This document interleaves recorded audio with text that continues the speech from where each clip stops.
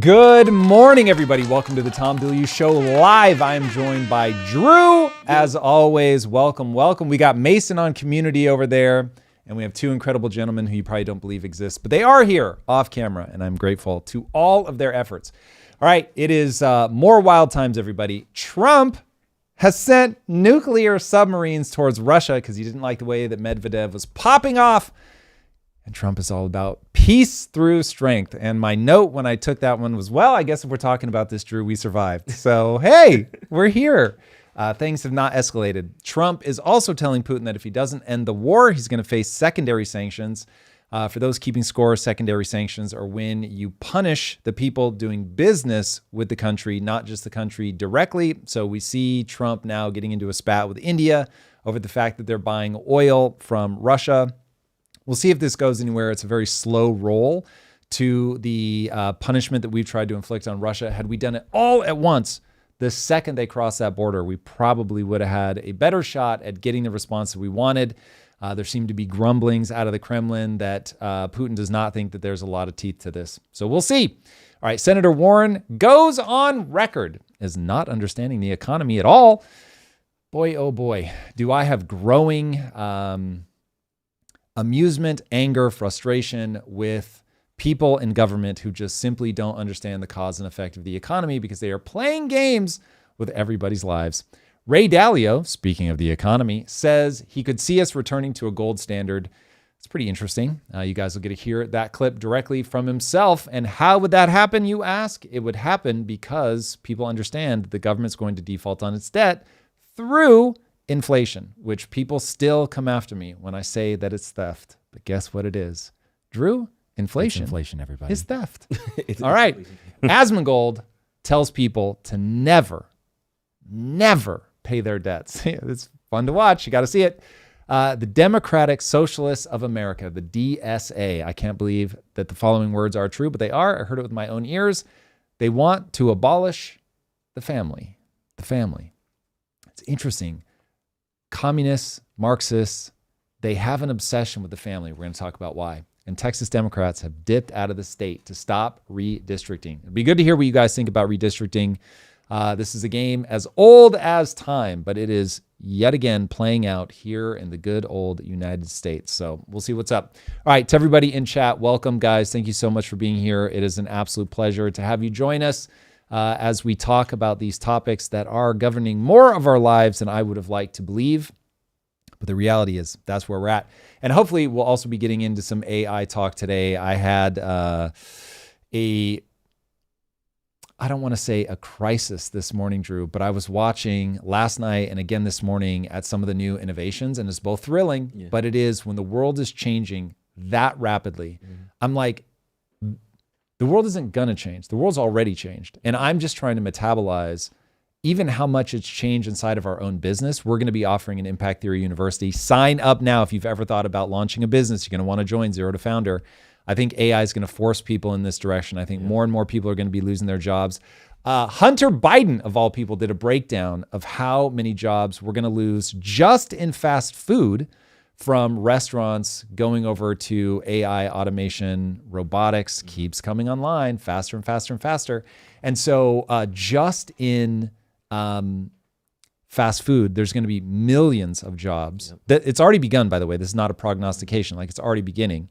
But there'll be millions of jobs. When you look at the manufacturing sectors and the way that we leak jobs, just manufacturing, and how that made it essentially impossible for workers in that high-skilled blue-collar labor area of the economy, made it impossible for them to negotiate their labor, because it, oddly enough, does not come down to whether or not you're in a union. It comes down to whether or not you have leverage. And when all of those jobs are just going overseas, all of a sudden people become very desperate. And they're like, we don't want to negotiate too hard. And so it really does become one of the pillars of the breaking of the labor market's ability to negotiate on its own behalf. So anyway, this is all playing out in real time. And I continue to think that this is akin to the Industrial Revolution, but at like 10x the pace. No, and there's so many things between, we get so excited, like somebody just put in the chat about the new Genie 3 update from Google, the 3D Good worlds. Lord. It's so cool, but we have to remember. Cool. And like terrifying. As a game developer, I'm like, oh God, it's moving so fast. But that's the thing, on the software side, we're seeing the progression at such a rapid pace. We also have to remember on the automation side, on the robotic side, it's happening just as fast. Oh my God. So I was literally at a Popeyes 2 weekends ago, and they were like kiosk, and we're used to the kiosk now, but it was so, I couldn't talk to a person. I had to like knock to get like the line cook to come around and be like, oh, what happened? Like, whoa, it was 100% like, talk to the kiosk, your food will pop out here. What restaurant was this? This was Popeyes fried chicken spot. Whoa. So it was very interesting because, you know, I'm used to like the McDonald's, but the lady's right there, I could kind of flag her down, but it was something like they were completely like, just talk to the machine, don't talk to us. So we're already kind of getting desensitized from just going to a place, placing our order on the board and waiting for it. And it won't be long before the line cooks become robots with arms and they're flipping and deep frying and doing all those things themselves. When we were in Florida, I went to a, like, you know, those little gas station places. The restaurant wasn't the gas station, but they're in the same parking lot. So it's, we now know where we're at from a restaurant quality. And so it was like a mom and pop shop, and I had looked them up. They had great reviews for burgers. And so I walk in, see burgers on the menu, but it doesn't say smash burger. And the review I saw was like, oh my God, the smash burgers are amazing. Walk up to the counter, I'm like, hey, how do I order the smash burger? And she's like, oh, you have to do that online. And I was like, but I'm standing in front of you right now. I see you at the machine. She's like, no, sorry. Like, we're, I forget what she called it, but like these phantom kitchens. Oh, the whereas like Mr. Beast Burger did this for a while. And she was like, so no, unfortunately for that, you have to put your order in online. But that wouldn't have been weird for me in a chain because I get it. It was because it was a mom and pop shop that was like already on a technological level. Like, that's just how this all works. Yeah. And also I had listen, I love it because I love Uber and I love the control that it gives people. But I'm old enough to remember when I went to the Philippines and I was talking to a woman there who was making less money than me in US terms. And she was like, oh, I've got like 2 housekeepers, a driver. And I was like, what? And she was like, yeah, that's just like how the economy is here. And flash forward, and now Uber drivers are routinely like, oh, we just had one. What did he say that he did? It was some like he was a contractor. And he was like, oh, I was doing contracting work and I ended up stopping doing it for XYZ reason. Obviously wasn't making money. But the fact that a skilled contractor was now an Uber driver, I was like, uh-oh, this is exactly how you get that divergence between the haves and the have-nots.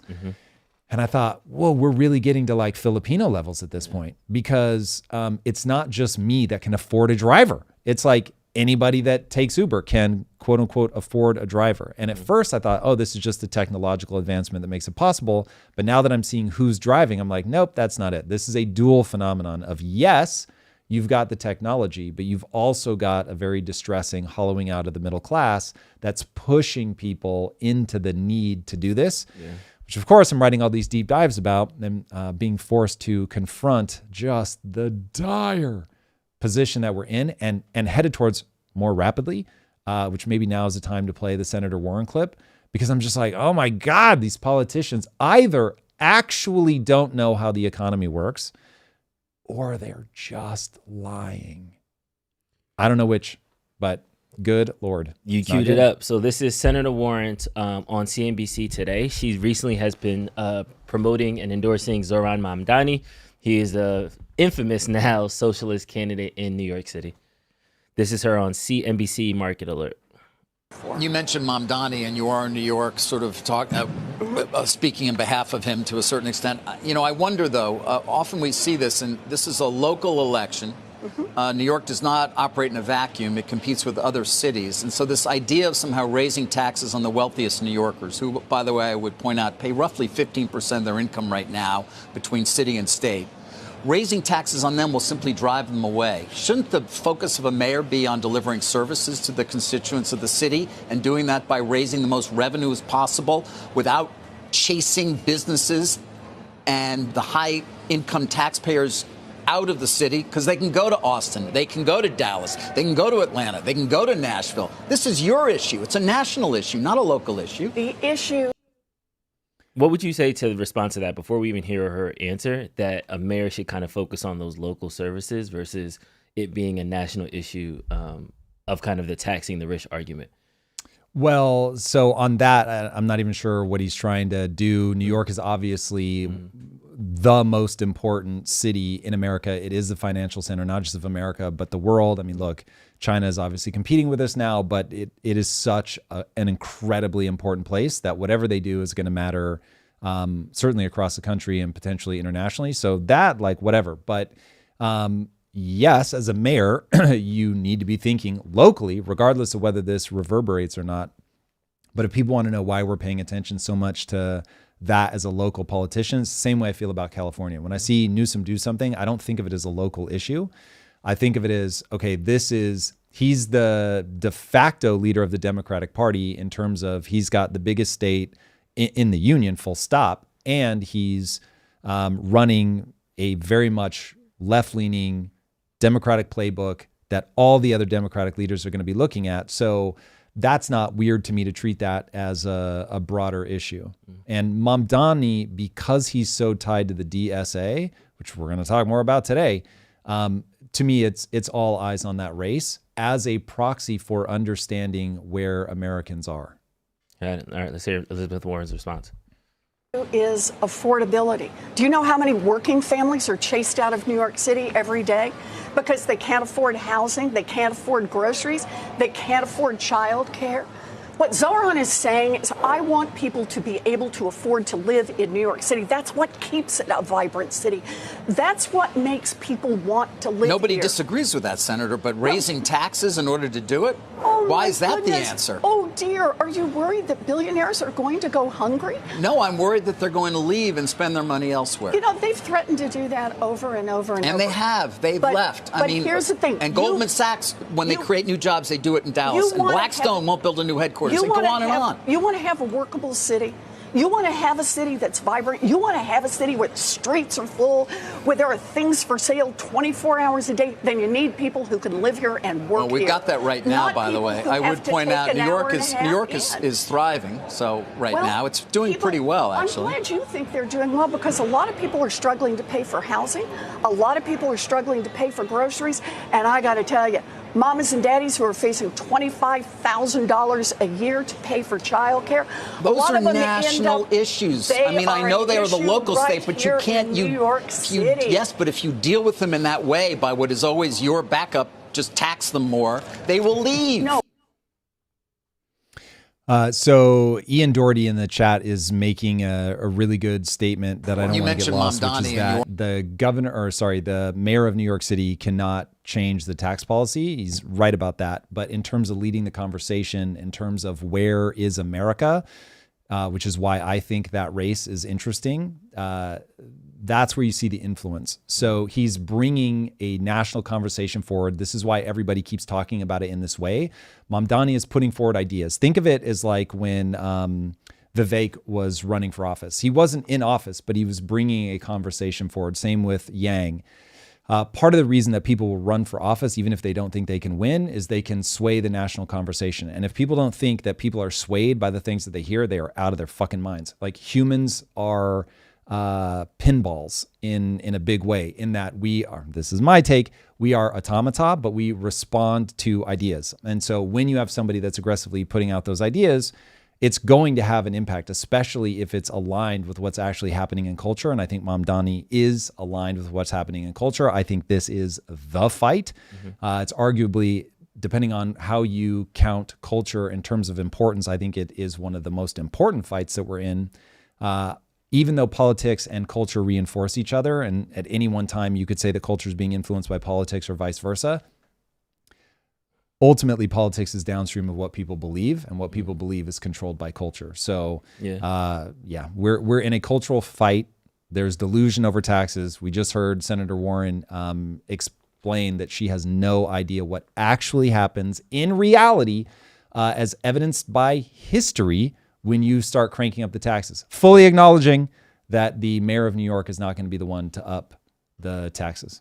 We have several people in the chat saying, who cares if billionaires want to stay? How many billionaires are there compared to normies? Okay, hold on. Why? I love you guys, but that's full retard. That is a blind, it is a total misunderstanding of how tax dollars are paid. So the reason that you care about whether billionaires leave or not is it will determine the amount of tax dollars that you have to spend in the state. So watch the video that I did on who actually pays taxes. So 50% of America pays 97% of the taxes, and 50% pays 3% of the taxes. As you go up, it remains, I forget the exact numbers, but it's like as you get into the top 10, they're paying 85% of the taxes. So you've got the wealthy basically pay all of the taxes, full stop. When there's only, I don't know, there's like 136, that number's directionally correct, if not literally correct. Billionaires in New York, if enough of them leave, it will have a substantive impact on the tax revenue. Once you start getting into what they call capital controls, where you tell the billionaires, you can't leave, you are now an authoritarian dictator. You're the bad guy. Like once you have to force people to stay, you are the bad guy. So, but let's do that next step, because I think what a lot of people are saying is like, okay, well, the billionaires can leave. That's going to open up opportunities for us. What would the city of New York lose? How would they not benefit from people fleeing? Like, give me the second. If billionaires leave, what happens? If billionaires you leave. can't pay for things. You have to start neglecting things. So if you carry over the private sector to the public sector and you say, okay, let's look at what happened to the Bronx. Like when people think of the Bronx as like, oh my God, it's like this really hard place. It did not have to be this really hard place. It became this really hard place because of rent controls. And so they went in and they said to the owners of those buildings, you're not going to be able to raise the rents. And the building owners were like, but hold on a second. The plumber's not going to suddenly charge me less because rents are controlled. If I need to do physical repairs, the contractors aren't going to charge me less. So the building costs don't change, but now you're telling me that I can't make enough money to cover it. And so they start not repairing things. So if you want to watch New York fall into a state of disrepair, they'll start cutting things like police departments, fire departments, social work. Like you just start cutting all the things that cost money. So you start looking at your P&L as a city and you go, what can we afford? What can we not afford? Mm-hmm. And unlike the federal government, which can just print money ad nauseum, the local governments can't do that. Now they'll appeal to the federal government for sure, but then the money's still going to be printed and sent to them. So either way you look at it, it's like, do New Yorkers have to pick up the bill? Are we picking up the bill nationwide? Like, does somebody in Arkansas really want to be footing the bill for poor decisions in New York City? So it's going to cause a row, to use a British phrase, where people are going to be like, what the hell is going on? So, and in the world's financial center, for you to not be able to generate the tax revenue that you need is literally ridiculous. So, okay, billionaires leave. Where would they go essentially? Because I remember when we had They'll go to a red state. They'll go to Florida. They'll go to Austin. It's Miami, Tennessee, or Austin, Texas, technically. Yeah. So it's one of those things that while we see capital flight happening, we'll find the biggest impact to city services and things like that. But a lot of people are still kind of like, yeah, it's cool, we'll be all right. Yeah, it's cool, we'll be all right. Are these New Yorkers saying, yeah, it's cool, it'll be all right? Or are these people in Wisconsin who are like, yeah, it'll be all right? Yeah. So okay. A lot of how I'm interpreted is going to come down to whether you think I'm on the microphone because I actually want to help people, or if you think I'm on the microphone because I'm rich and I want to like lie and spin and get people to believe the things I need them to believe for me to stay rich. Now, if you understand the economy, I am running a short-term suicide mission. I think it's long-term protective. In terms of, again, I've spent way more of my life not wealthy than I have spent wealthy. So it is just very clear to me what it's like to not have money. And also, I think it is incumbent upon wealthy people to make sure that we have a thriving middle class, because it is so short-sighted and stupid to not want that. Like Drew, when I have to think of myself as a writer and say what would need to be true of this person for them to be acting the way that they're acting, they literally don't care if they have to ultimately flee the country. Like, it's so weird. So that's wild to me. So I think people will see over time that the right way, the way with the highest predictive validity to interpret me would be to assume that I actually want to see there be a thriving middle class, that it is both good for the middle class regardless of me, and P.S. it actually is long-term protective of me and people that are entrepreneurs, because you need a thriving middle class to sell people. And it's all this economic game that we play. So when I look at this, I really want people to understand there's cause and effect in the economy. Taxes is a huge part of this cause and effect. Balanced budget, huge part of the cause and effect. The reason you can't afford a house, which is devastating, devastating. If you can't afford a house, you, like the generic you, if you can't afford a house, you are in trouble. Like there, if you're the president, if you're in Congress, you're in the Senate, there should be a few like alarm bells that you just put on your mirror so that you see them every morning. And it's like, can somebody working like the median paying job, can they afford a median house? And if the answer is no, it's like alarm bell, because that is the only asset that people understand intuitively. So you know, okay, if I'm the senator or whatever, and I'm looking at that and I'm thinking, okay, why is this an alarm bell? It's an alarm bell because we have modern monetary theory. I won't even ask people to abolish the Fed. We have modern monetary theory. That means that we're in a high inflation environment. People want to think 2%, it's no big deal. First of all, it's not 2%. In the last 5 years alone, it's been 25% at least. Some people say the real number, once you stop messing with the CPI, is closer to 100%. But whatever it is, they're taking all of the technological deflation plus at least 2%. And so you are losing money over time. Forgive me for using these words, but smart money understands, oh, I'm in an inflationary environment. I have to be in assets. Cool. So they just put their money in assets. Okay. So now they're in assets. And as we print money to do deficit spending, then the asset prices are going up. And I'm stealing buying power. So you get this like double whammy. Now, they may more or less balance each other out, but given how we're able to actually, other factors have led it so that wages are stagnant to possibly trending down and asset prices are going up. It's technically that delta that puts them out of reach. Anyway, this is where the complexities cause people problems. You get a delta. Yeah. In an inflationary environment, you get a delta between asset prices and how much people are able to afford. And once you break the only asset that people understand intuitively, that means the vast majority of people will not own any assets and they will get eaten alive by inflation. So think of owning assets as owning a mosquito net in wherever in the world you find the most mosquitoes and people dying of malaria. So it's like, cool. You know, I've got a mosquito net, so I don't care. Or maybe I've even had my shot of quinine. So I'm not going to get sick from malaria no matter what. But all these other people, they are going to get eaten alive. They are going to get malaria. That is for sure. So if you are in that position, you have to have that alarm on your mirror. So every day you remind yourself, in a modern monetary setup, people must be able to afford a home. You can have one or the other. You cannot have both. You can't have a modern monetary system and a place where the median income does not buy a median home. You can't do it. So we've got a couple of chats from Brutus Lugo and Ricky Martinez saying people should. And Arian have so Brown much just money came that in. them leaving would destroy our economy. Sorry, start over. Okay, so people shouldn't have so much money that them leaving would destroy our economy. There are people willing to make millions instead of billions and billions. So is there boys and girls, like, a line that he's already wrong about how the economy works. He's already wrong. And this is where I'm like, oh, okay. We really, really, really have to understand the difference between income and wealth. Known or unknown to him, he has switched over into wealth.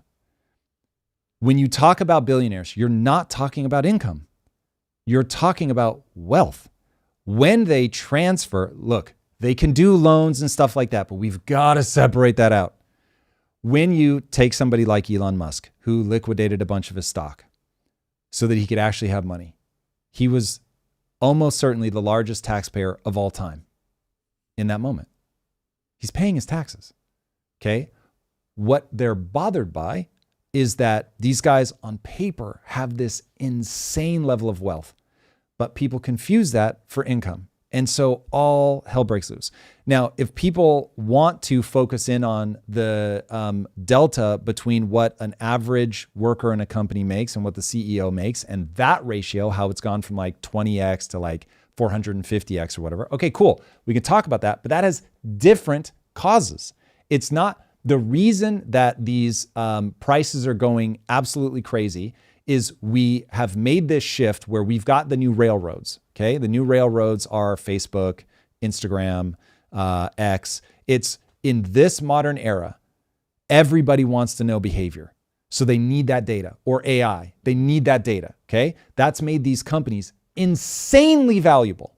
It's the new oil. It's crazy thing is Brian Johnson, of all people, that Brian Johnson, came on the show 9 years ago and said data's the new oil. And I remember at the time thinking, this guy's out of his mind. That doesn't even make any sense. He was right. So you've got these companies that, oh my God, like they're worth a fortune. And if you look at the stock market, you've got the S&P 493. I'm not kidding. It's doing like 2% growth. That's a tragedy, a literal national tragedy.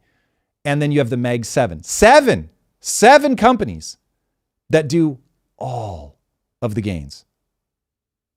Once you start parsing all that out, then it's like, okay, these guys invented oil, railroads, whatever. So you can't be too mad. Okay. We wouldn't have it if it wasn't for them, but they invented this thing. It now generates all this data. That's incredibly lucrative. Everybody has a chance to buy into these stocks. Just most people don't. And now it's like those things are going to the moon because they're valuable and because we print money. And that drives the value of these assets up. Because they created the company, they own the stock. It's all mythical. It's not real yet. And so when we look at the $452 billion, that's their stock ownership. Go buy some of it from them.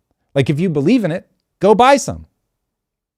So that's where it's like, if people would separate out the wealth versus the income, you have access to the wealth, you choose not to do anything, or you do it poorly, unfortunately. Hey, a lot of people just don't know how to invest, but you can. And so the question is, are you? Period. Let me ground this a little bit right now, because we talk about wealth and debt and money printing as the biggest problem to the middle class right now. We talk about, to get out of that situation, we need a beautiful deleveraging. One of those beautiful, and on those 4 points of beautiful deleveraging, we do have to raise taxes. Yeah. So what is that balance between what Mamdani's trying to do by raising taxes in New York and Ray Dalio's philosophy on the wealth redistribution? Okay. I'm going to talk as if Ray Dalio were millennial. Listen, bro, people gonna people. And if you take all of their shit, they're going to stop producing or they're going to leave. So listen, we're gonna have to tax them more for sure. But if you're not careful, they leave. Mamdani's like, that's my shit. I'm gonna take it. As if they won't leave. So it is, it's crazy. When Ray Dalio talks about a beautiful deleveraging, he is screaming from the rooftops. Each of these 4 levers is dangerous. When you pull them, you must be so careful. You do it a little bit and you watch and see what happens. Then you pull the next one and you watch. And he was like, 2 of them are deflationary and 2 of them are inflationary. And you gotta like balance them so that you can move forward. If this was easy, everybody would do it. It is extremely dangerous. Most people that try beautifully deleveraging, like you end up breaking the economy somewhere. And so you have to be so thoughtful. What people are missing is the psychological factor. The elites are just as dumb and emotionally steered as the rest of us. So trigger them at your peril. So yeah, and people don't like that. I get it, but nonetheless, it is true. Do you think that there is a line? I'm not looking for a specific percentage, but we're doing too much by trying to grab the means of production. But at the same time, New York is broken. The prices is astronomical. Their rent market is worse than us in LA. So it is hard to afford. Housing affordability is a big problem. All these things are valid. So Mamdani is trying to grasp at something. I remember you used to say, groping in the dark, trying to feel our way through. So he knows that there's something wrong with this system. We need to figure this out. One of those levers he is banging on, so maybe he's just adjusting that lever a bit too much. Here's how I see it. Yeah. Mamdani comes to me and he says, Tom, my wife and I were just really struggling in our marriage right now. And I cannot for the life of me figure out what it is. We've talked and I love this woman. And so I just want to put forward an idea. Let me know what you think we should do. I'm going to start choking her a little bit. Like not a lot, but just like a little, you know what I mean? Like if she gets out of pocket, I'm just going to choke the bitch like a tiny bit. And I'm like, the fuck are you talking about? That is like the worst possible thing that you could do. I get that there's a problem, but the solution you are proposing is madness. It's the thing that won't work. It's not like one of the things that won't work. It's the fucking thing. It's the thing that will have her run for the fucking door. So, hey, I get it. Relationship problems are real. We have to solve them, but there are physics to this stuff. And once you can map out, just look backwards in history. In the 1950s, we had a top tax bracket in America of 90%. Okay, this is what everyone's clamoring for. Tax the rich. Great. As I tell entrepreneurs in Impact Theory University, sign up today. If you're about to do something, ask, has anybody ever done this well before? Look backwards. What can you learn? In the 50s, when we had the 90% top tax bracket, we collected less money per taxpayer than we do now. It doesn't work. So I get that people don't like that, but nonetheless, that is true. So when we talk about Ray Dalio wanting to pull the tax lever, what he's saying is, you're going to do this briefly. You're going to do this recognizing if you do it too much, people are going to flee. And you're going to do it in concert with the other things that you have to do. Because when you pull that lever, the economy begins to stall. So you have to do other things that stimulate the economy. And if you just tax the rich, it stalls the economy. It does not do the thing that you hope it will do. So what do you say to people saying there's a little bit of people don't understand the wealth versus income thing. They get stuck on that. We need to break down the wealth. The wealth versus income? Yeah, so Altuition said it really well. Tom, your wealth versus income explanation may be correct, but it comes across as a terminology trick to the average person. Oh man, I'm so glad he said that. Thank you. I thank you guys very much for giving me the opportunity to clarify. Okay, think of it this way. Income is actual money. Wealth is maybe money. Maybe it will have value, but we don't know yet. Why maybe? Wealth is only potential. Wealth is I own an asset that maybe I could sell for this amount.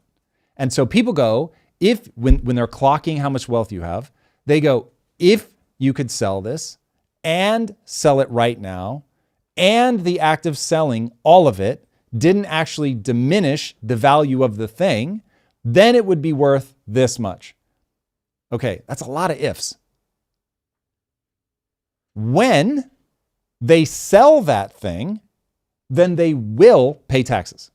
Okay? So to turn the potential into actual usable dollars that you can spend, the only thing you can do is take out a loan or sell it.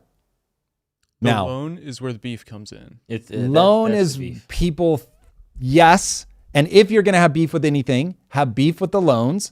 However, since the vast majority of humanity is going to be like, but wait, I need to be able to take a loan out against my house. That's what a mortgage is. And the bank goes, well, your house is worth something. Your house is an asset. Your house is, say it with me now, wealth. So you go, okay, I bought my house, but I don't want to have to pay full price for it. So the bank goes, yeah, word, it's valuable. Let's go in it together. We're going to go in, we're going to buy this thing. You're going to put a down payment. So I know there's some liquidity here in case I have to take this thing from you, that I know that I'm going to get that value. But like it does have value. So I'm going to let you take a loan against it. So unless you want to destroy the poor and middle class, where the only asset that they understand is a house, by saying you can no longer take a loan against an asset, you're in suicide territory. So you've got to say, okay, this is the thing that we do. Now, because we are in an inflationary environment, that magical thing of being able to take the loan is modern monetary theory, okay? It's the magic. It's the reason that modern monetary theory is a trade-off and not just bad, okay? As much as I enjoy villainizing modern monetary theory, look around you. This is the world that it gives you. Not bad, except for we are inching towards the guillotine. So it's like, it's a dance. We want the benefits, but we don't want to be at 122% of debt to GDP. That's crazy.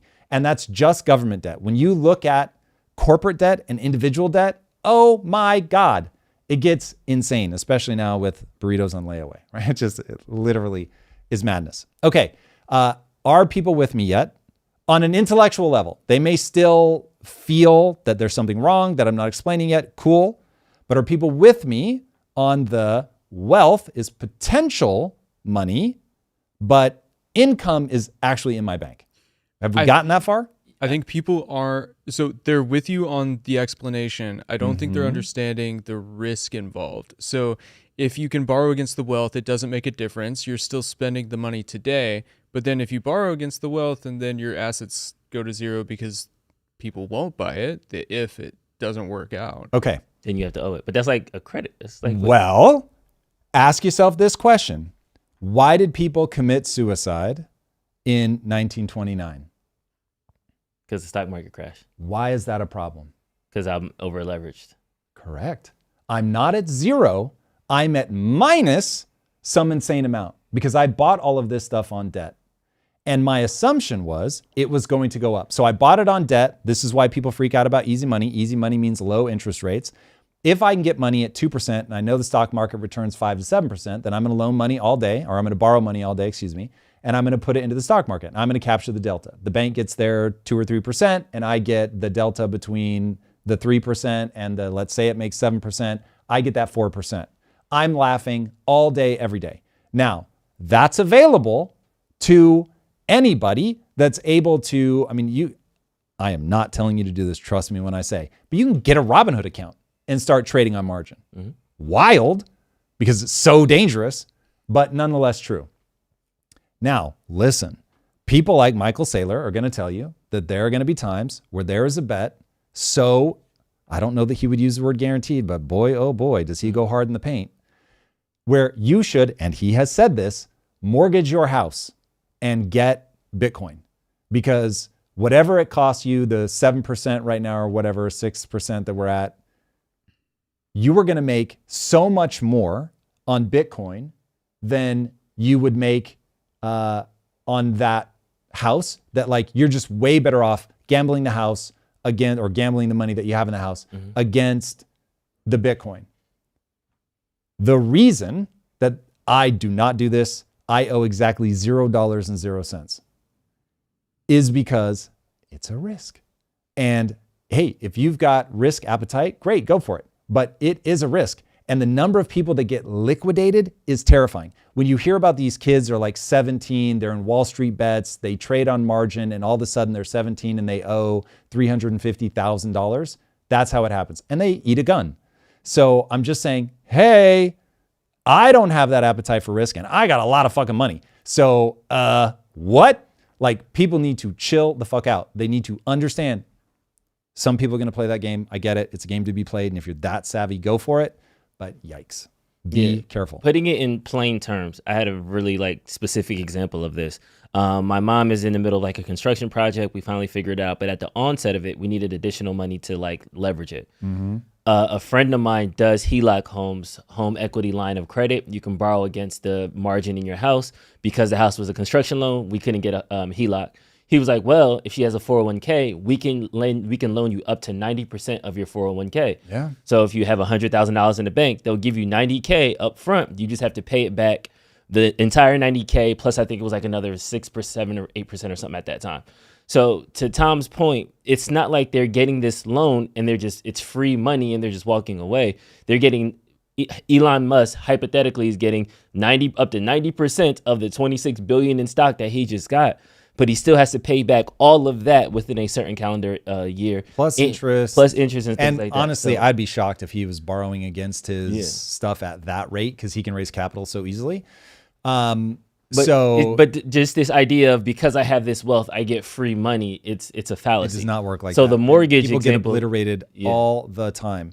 So this is people running into the casino and rolling the dice. Do not look at that as this is how they avoid taxes, because yes, they can gamble, but it is a gamble. And so some people win off of it. A lot of people lose. Just think of it this way. The house always wins. So be careful. But I do want to bring up the chart that was circulating around the internet.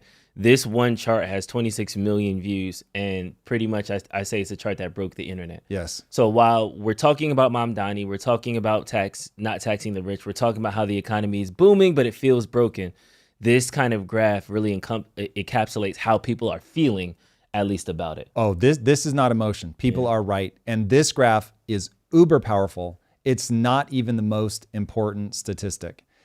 But let's drink this one in. So this is estimated percentage of 30-year-olds who are both married and homeowners starting in 1950 and going to today. So we were at 50% in 1950. We're at like what looks like 5% now. I mean, it's a cliff. Mm-hmm. It falls off a cliff starting in 1990. It really makes me want to look up what policy changed in 1990 because it had a horrifying effect. It was already declining, but 1990 is a cliff. Yeah. So policy has impact. This is why we have to be careful. All right. The stat that I think, though, is even more important than that. You're in a high inflation environment. You must own assets. 10% of Americans own 95% of the assets. 95%. So the stat that people normally talk about is, well, 60% of Americans are in the stock market, Tom. What the problem is? The problem is having like a small 401k that's not going to do virtually anything for you, not understanding it, not investing in it more and more, not being able to own your home is very different than, oh, I make money at this fucking thing. And most people don't make money because they don't understand it. And so they make some money, but it's very small. It's very passive. What I am realizing as I get older is there are two beats. Beat number one, learn how to make money. Beat number two, learn how to invest money. If you know how to make money, great. I was never going to be broke because I know how to make money. But I learned, now I had all this money and I was like, I have no idea how to invest, like none. Mm-hmm. And so now you're beholden to other people. Now that I'm learning how investing works, I'm like, oh my God, this is exactly how you just outperform the vast majority of humanity. This is how the flywheel gets started. Because if you both know how to make money and you know how to invest money, ooh, buddy, like you're in an awesome place. And if you are patient and you don't mind making your money over 20 years, bro, nothing's guaranteed in life, but that gets pretty close. It just takes me back to your deep dive about how a lot of times we want people to increase the tax on the rich, but it's not necessarily to benefit the poor, to make things more affordable. It's just so that way they can, quote unquote, feel it. As they want to punish the rich. Yeah. Once you understand that, then it all makes sense. It's like, okay, why is Senator Warren clamoring for something that she knows isn't going to work? Because she wants to see them punished. And she knows the people that are voting for her want to see them punished. And so her going on and banging the pots and pans about like, we're going to tax these guys, we're going to soak them. Oh, you worried billionaires aren't going to be able to eat? It's like, that's populist rhetoric. That's not somebody who actually cares about making a solution to the problem. Mm-hmm. That's somebody who's just like, I know what people want to hear. I know what they want to feel. I'm going to make them feel that, and I'm going to get reelected. And the bad news is marketing 101. Marketing is about making people feel what you want them to feel when you want them to feel it. That's what marketing is. And so politicians, especially in a populist moment, are just marketers. And in the age of personal branding, you get a Jasmine Crockett who's very good at being outlandish and getting coverage and saying things that make the people that support her feel the way they want to feel. It literally doesn't matter if it's tied to reality. It's just, does it make me feel the way that I want to feel? Look, I really enjoy Asmongold, and part of the reason that I enjoy him is he's outlandish and funny. And I'm like, it doesn't even matter if he's making any sense. Just entertain me, clown. Mm-hmm. And so that gets rough when you see graphs like that and you realize, oh, policy matters, but we're in entertain me, clown territory. And the policies cascade off of entertain me, clown. So it's like, oh my God, like we're making people laugh. We're memeing them into voting for things that just make no sense. But because we need to move on, pull up. Speaking of memes, the White House has become the ultimate. Oh, we do have a killer Arian Brown Yep. came in hot with 100. We got to address that. we gotta That's go fucking super amazing. chats. But then I want to get to the White House memes. They are hilarious. Can I get to one other chat on this topic before we get to super chats? Fire away. Because it's quite interesting. Not everyone wants to do that, Tom. Many of us want to live simple lives and not invest in that hustle. Bro, I'm fighting for you. I agree.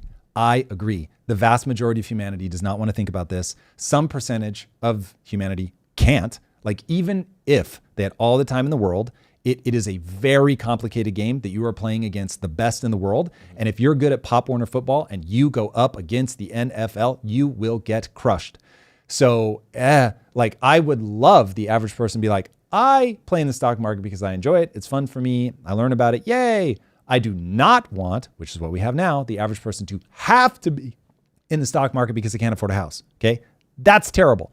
So this is why you will hear me bang the drum over and over and over. Make houses affordable. Period. I have one more thing. I'm sorry. Because when we pulling up the graph again, shout out to my DJs. We look at the home ownership of it all and we see the cliff that falls out, but we are not talking about the married part of this. And I think that the family breakdown is so important. And then that's when we jump over to what that DSA meeting, as well as the Vivek town hall I want to go into. Can we get a round of applause for Drew, please? Yeah.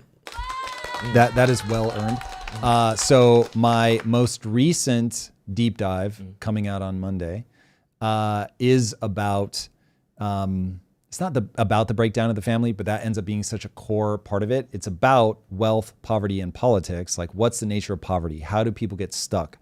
And one of the big punchlines is family.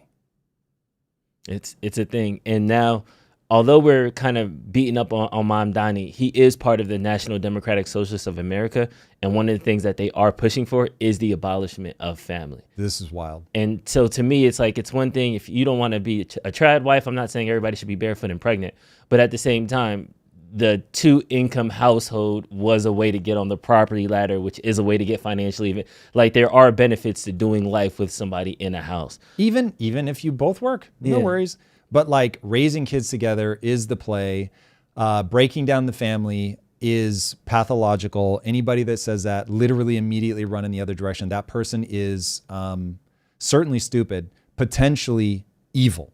Like, literally potentially evil. And watching this, I was like, oh my God, this is what like the Bolsheviks would have looked like as the revolution is ramping up. And I was like, it's so mundane. It's so boring. It's like these town hall meetings where you're like, well, the family sucks. We need to abolish it. And literally, I don't know if this is the clip, but there's one clip where the woman's like, we need the DSA to be totalitarian. And she's like, what I mean by that is it should be infused in every element of your life. And I was like, what the actual fuck is going on? Like, this is a level of detachment from reality where the only thing that makes sense is to map these people as vicious know-it-alls who think they know better than you, who don't think you can be trusted to run your life, who want to make sure that your kids enter a system that is outside of your reach. And I just, boy, oh boy, that is malevolent. That this is what fairy tales warn you about. This is the all-consuming mother. This is dangerous. Let's jump into it. Legitimately dangerous. Perform abortions in a church, before it's all said. Hold on, because he's already said something so outrageous. He said, pause. The audio's hard to hear. Just for a framing device, this guy says, by the time it's all said and done, I want to see abortions happening in churches. Okay? Just so people hear what's being said. Play. On that revolutionary horizon, want to perform abortions in a church, before it's all said and done. The only real difference between marriage and prostitution is the price and the duration of the contract. We can pause, please. We got to take these one by one. The only difference between marriage and prostitution is the price and duration of the contract. Yeah. Quote unquote. Dude, this is people who have this wildly antagonistic view of partnerships, of compromise, of the human experience. kids belong to the state, not to the parents. A wife is in a prostitution arrangement with her husband just to get access to resources. I mean, we are all trapped inside of a frame of reference. And so when they look at the world, they are looking at the world through that lens. And when you start making policy based on that lens, that the family is dangerous, that you want the government in every aspect of your life, that it should be totalitarian in the complete way that it envelops you. Politics?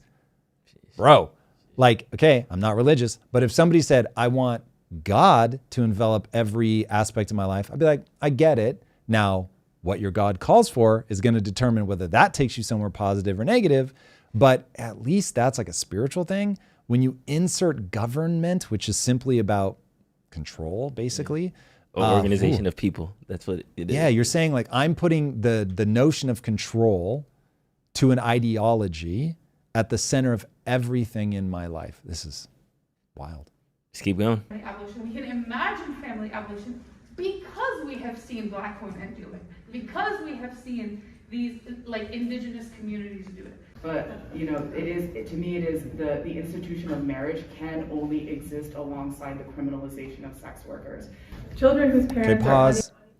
So because we've seen, I believe she said, Black people and indigenous people abolish the family, we know it can work. Can someone please point to me where that has happened and where it's yielding great results?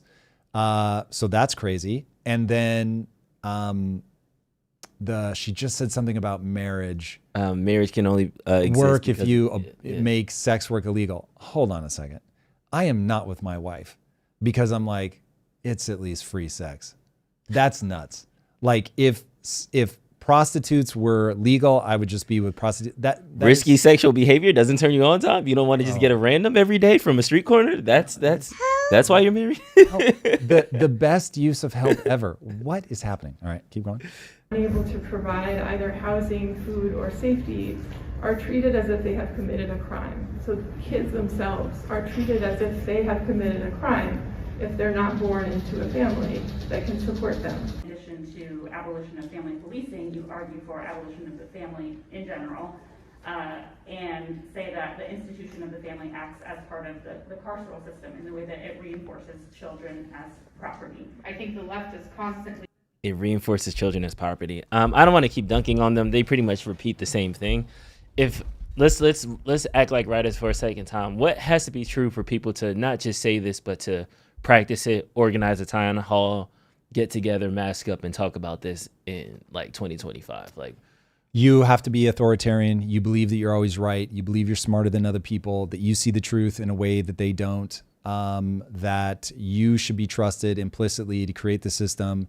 Jordan Peterson had a great insight on this that I thought was shocking in how accurate it feels, which is, he goes, okay, the 20th century alone, R.J. Rummel, who is a political scientist and author and professor, wrote a book called Democide, I believe, and it's about how many people were killed by their own governments. And in the 20th century alone, he estimates that governments killed 260 million people. Sheesh. It's actually more than 260 million. So it's like, and Jordan Peterson's insight was, okay, you look back at the 20th century, you see 260 million people dead at the hands of their own government. And you say, well, but communism could still work. That wasn't real communism. And he said, what they mean when they say that is, if I were running things, then this would have worked out. The level of delusion that it takes to be like, bro, give me the keys. I got you. Like, this is all going to be fine. It's just like, this is one of those where I understand why people have an immediate revulsion to politicians who want to run, because like anybody that wants that is going to score so high on things like narcissism. So people say that you always hate the person that's most like you. This could be why people on the left hate Trump so much, is it's just the same phenomenon. It's like, I know best. Give me the keys. I can't be wrong. Let's go. Let's go. and that's who Trump is, and then that's what we're seeing. And so they're mad. Yeah, Because it's like, that's me. I'm the one. I'm better than him. I know it more. Correct. Okay, that's all I got. We can jump into super chat territory. Thank you guys for your patience. It's all my fault. Be mad at me, not at Mason. By the right, way, whoever first said one- Thundercats ho, Yeah, Thunderbat's cat's been going crazy in the chat. I don't know if somebody had a meme or a profile pic. You or something. really don't know why they're saying it right now? I don't know. What? Okay, you got to give Drew a help because now. What? Hold on. Chat. Let him know. Thundercats. Let him know, chat. Is August 8th? Chat will tell you. Retweet you'll get the Thundercat. Oh man! All right. Well, while I'm figuring this out, we can super chat. All right, let's go. All right, first one from Arian Brown for $100. Let's go. $100. I didn't know it was $100 super chat. Let's go, Arian. That's what I'm Brown. saying. Good Arian, morning. I've been trying to get. Sheesh, my bad. Nagamo. Uh oh. We've got super chats, and then I'll do it immediately. She's waving her phone. It's like check your text. As soon as I say these. All right, fire away, Mace. Swap it. Arian Brown. Much love to Tom and crew. I'm wondering if we can revisit human flourishing and your definition. Then how is something like AI, which is going to require a UBI socialist communist solution, a part of human flourishing? Or do we like communism and socialism under certain circumstances? So anybody that thinks that they clearly see what's going to happen with AI is fooling themselves. So remember, I will speak very aggressively about what I think is happening. I distrust myself. I know that I'm not seeing this clearly. There's just no way. There's too many variables. But what I think is going to happen is it's going to drive energy costs to effectively zero, labor costs to effectively zero. And so that will change. Every economic system that we have ever known assumes that you're dealing with scarcity of energy. You're dealing with scarcity of energy, you're dealing with scarcity of labor. And those are your two biggest problems. All the other resources so far we haven't run out of. So that is... It is going to be a fundamentally different game, and you will just be able to draw a line. You'll say, this is what society looked like before AI. This is what society looks like after AI. So the thing that we call communism requires a despot to rule by force because the ideas, you can never get everybody to agree. And so you end up in trying to get equal outcomes. You try to neutralize everybody at zero. I don't think that an AI would be so foolish. So what I think you will see on the other side of this is that people will just start playing different status games. Until we re-engineer the human genome, people are going to want to win status games. And so the status game will shift to something else, something that I cannot predict at this moment. I think that we will largely spend our meaning and purpose time inside of virtual worlds where we will go with people probably that we know in the real world, but maybe AI. But you'll go with people that you love and care about, that love and care about you, and you will do incredible things. And this is why I think I'm just not meant to be the guy to take us to Mars, but I hope that I'm the guy that's going to help build these virtual worlds that people will derive a ton of meaning and purpose from going in. So it will be that because energy is free, because labor is free, that you can have virtually anything you want. It just won't be communism in the way that we think about it right now. But it will be an age of abundance. I think Elon refers to it as universal basic abundance. And so, or universal high income, I forget what he calls it. Anyway, you get the idea. So trying to map on the way that we think about communism, socialism now onto that will lead you so far astray. First of all, there's so much Marxist thinking that's tied up in this. There's so much Leninist thinking that you're going to get very confused if you're trying to map that stuff onto this. But yes, once anybody can have virtually anything they want, humans will play a different game other than capitalism, because that isn't what you're going to need to make things move forward. Got it. Next one from Nunya for $50. Also a high one. Thank you very much for that. Good morning, everyone. Have a beautiful and wonderful day. Speaking of AI, I found some writing software. Is Kaizen going to be getting some new lore in a few months? So right now we're not focused on the Kaizen lore because we're just trying to get all the gameplay in, and we have so much lore already. But shout out to LeBlanc. I don't know if he's here, but LeBlanc. That was him. Oh, it was LeBlanc that said that? Oh, sorry. I missed that part. So LeBlanc has been hitting me up in DMs, which, by the way, if you are a developer or a builder, hit me up in DMs. I want to be connected to everybody in the gaming space that I can be. And so he's been submitting lore. And what I told him, which I'll say to everybody, is I don't want to be the gatekeeper of the lore. I want the community to say, okay, we get the rules of Kaizen, which is all I want to create. It's like, here are the physics of the world of Kaizen. And now anything that could exist within those physics, go tell those stories. And then the community will upvote them, downvote them, whatever. Now we'll create what we consider the early canon characters we already have. and hey, like go do things. And then the community is going to say, this doesn't adhere to the physics, or this isn't what that character is really like. And so that stuff just by way of popularity will die. And then the stuff that people are like, yo, this is the shit, it'll rise. And then if something hits a certain threshold, passes a vote, whatever, a mechanism we have not yet defined will make that official canon. And that'll be how this stuff is created. I think in the future, you're not like, there's going to be very few companies where it'll be like GTA 6 and you spend $2 billion building this thing and everybody's in that game. Like if you look at the world building, what's the name of the one that's the Google thing? Genie 3. Genie 3. Yeah. You can prompt a world that you can walk around in. And so the thought that 10 years from now that these worlds will take 7 years to build is hilarious. So these are all going to be simple. The moat that I'm assuming right now still exists is that you have to build the game. You have to create the art assets. That's going away so fast. So anyway, it's going to all be very different. Next one from Joey Tassone. Single Midwestern dad of 2 here. I started investing 15 months ago by putting a percentage of my check into assets every 2 weeks.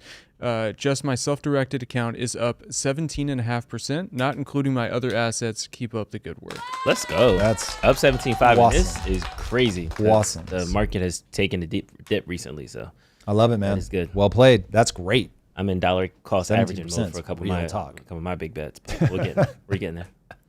You only lose if you sell. Facts. I don't even look at the down moments. Like if you're looking at anything in less than a 4-year increment, what are you doing? Do you ever use down moments as a signal to buy? Yeah, depending on what it is. But like take Bitcoin, for instance. There is a certain number of dollars that I'm willing to put into a highly volatile asset that I have a thesis will only go up, but I know better than to overtrust myself. So I'm like, I dollar cost averaged in. And then once I hit, this is the percentage of my net worth that I'm willing to tie up into this highly volatile asset, then I stopped. So it could dip now extraordinarily, and I'd still be like, I've got the amount of my net worth that I'm willing to have in that type of asset is already deployed. So I'm not buying now. Now, when it was happening, yeah, but when I had more left to deploy and it would dip, then yes. But now, no. Last one from Techno Shaman. What if AI is advancing so fast because it needs to put everyone into the matrix so we can come up with the solution for the impending apocalypses, asteroids, new viruses, wars, but we are already in one to do just that? Yeah, so that's funny. So it's the idea that we're just in a recursive loop of matrices. So if the simulation hypothesis, actually, you don't have to go that far. If simulations are real and humans build them, and you match what the real sort of base level reality existence is actually like, and we know that base reality builds a simulation, then you know eventually the simulated reality will get to the point that it's building a simulation. And if it simulates humankind the way that it sees it, then its simulation will build a simulation, so on and so forth, forever. And so the odds that we're in base reality mathematically are just vanishingly small. So that's the thesis. So it would be hilarious. Yeah, it would be funny. I don't think that it impacts your life in any way. Cool. All right, moving on. We got to talk about this Trump thing of it all. We're coming back to the Governor Abbott, Texas versus everybody redistricting right after this. But I feel like this kind of slid under the radar, and it just keeps peeling back the layers, and I'm starting to not take headlines as lightly anymore. So it started with Trump tweeting this out last week. Based on highly provocative statements of the former president of Russia, Dmitry Medvedev, who is now the deputy chairman of the Security Council of the Russian Federation, I have ordered 2 nuclear submarines to be positioned in the appropriate regions, just in case these foolish and inflammatory statements are more than just that. Words are very important, can often lead to unintended consequences. I hope this will not be one of those instances. Thank you for your attention to this matter. Then he gave Russia a deadline of Friday, August 8th, to come up with a ceasefire with Ukraine. Putin, through exclusive sources, talked to Reuters and said that he's not worried about any of the sanctions ultimatum or anything that's happening. He's going to keep going through this war until he captures these 4 regions in Ukraine that he thinks belongs to Russia. So I'm at an impasse with my feelings right now because I understand Trump's need to end the war. I understand that he has to, hedge his bets by moving the submarines into those regions. But you have the Russian, you have Medvedev saying, we're not upholding to any UN sanction, any NATO treaties. We can fire whatever missiles we want to get to our end goal. And then you have Putin saying, I don't care about the sanctions. You can sanction any oil people 100%. It doesn't matter to me. I want these 4 territories.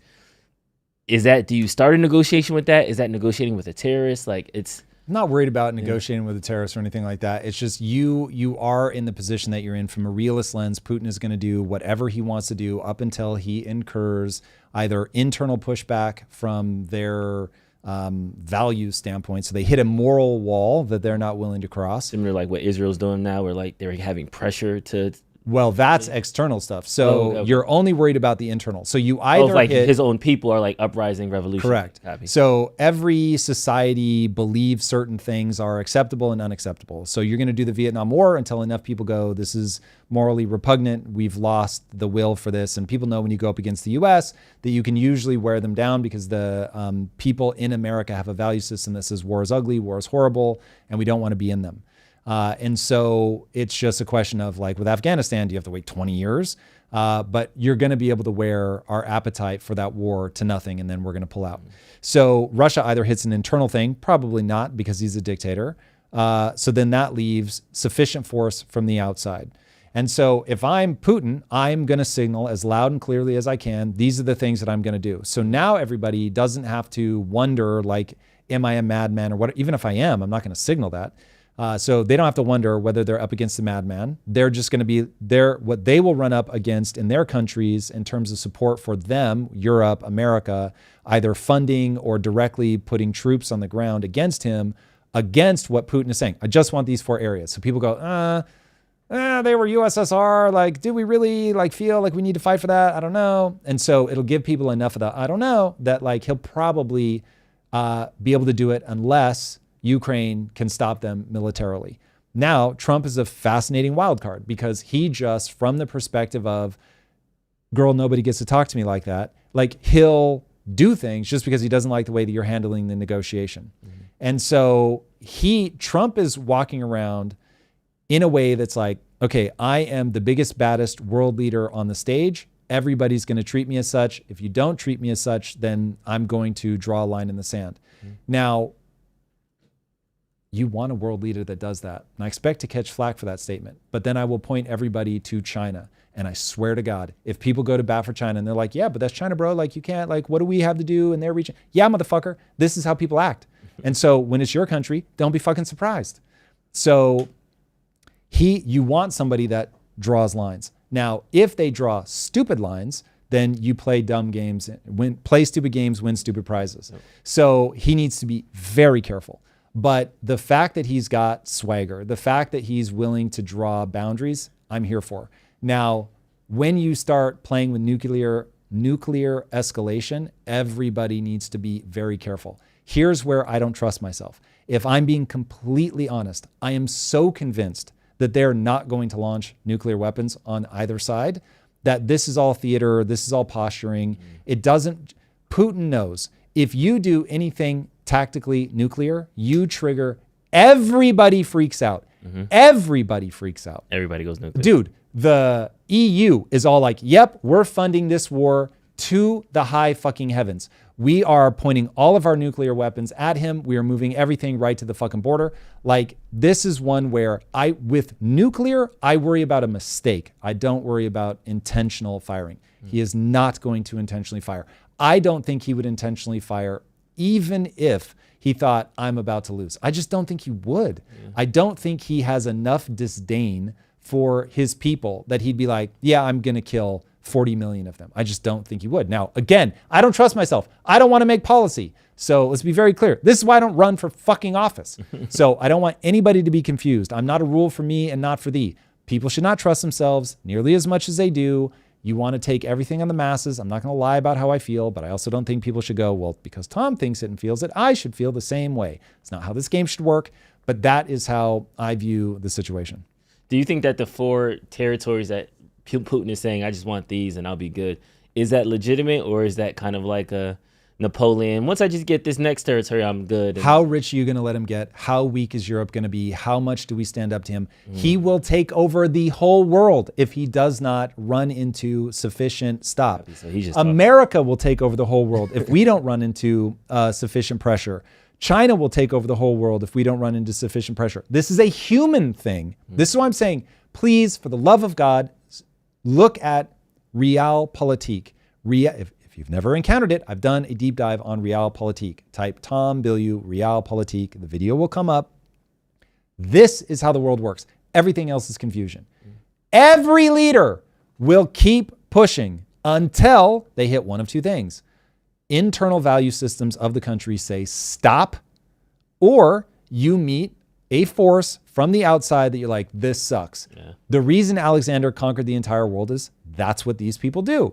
The reason that Genghis Khan conquered the entire world was that's what these people do. They keep going until they hit a force that they cannot overcome.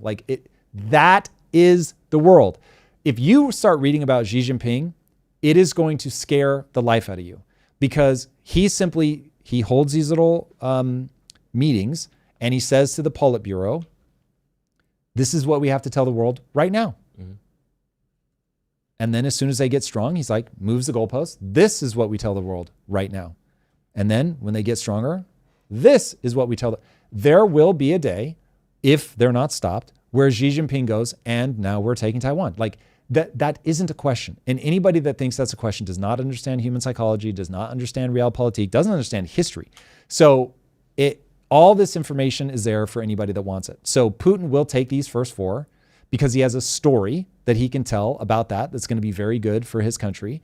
And then ambition will grow in the Eden. And if that works and he's recouped, he's licked his wounds, he sees a succession plan or feels like he can see himself living for another 15, 20 years, whatever, he's going to go, okay, cool. We need to regroup for a minute. We need to let our economy boom. Everybody gets fat and happy again. Then once they're fat and happy, we'll see. And if in the interim, EU is now spending 3 to 5% of their GDP on military, he'll be like, okay, now's probably not the time. But if the EU gets fucking eaten alive by unchecked immigration, they have just value problem, up, down, left, right, B, A, select, start, and they're just in total disarray, then he's going to be like, Poland looks pretty tasty right now. So, dude, I just can't say it enough. People will go as far as internal values allow them. So the country's appetite for the war. And if there's unchecked, you're watching it happen in Israel right now. Guess how far Israel's going to go? Until they're checked. That's it. I don't understand the confusion. And by the way, guess how far Hamas would go? Until they're checked. So it's just that Israel fucks people up when people come to play. But that's the game. Man. All right, keeping up with international news, Tommy Robinson got arrested again.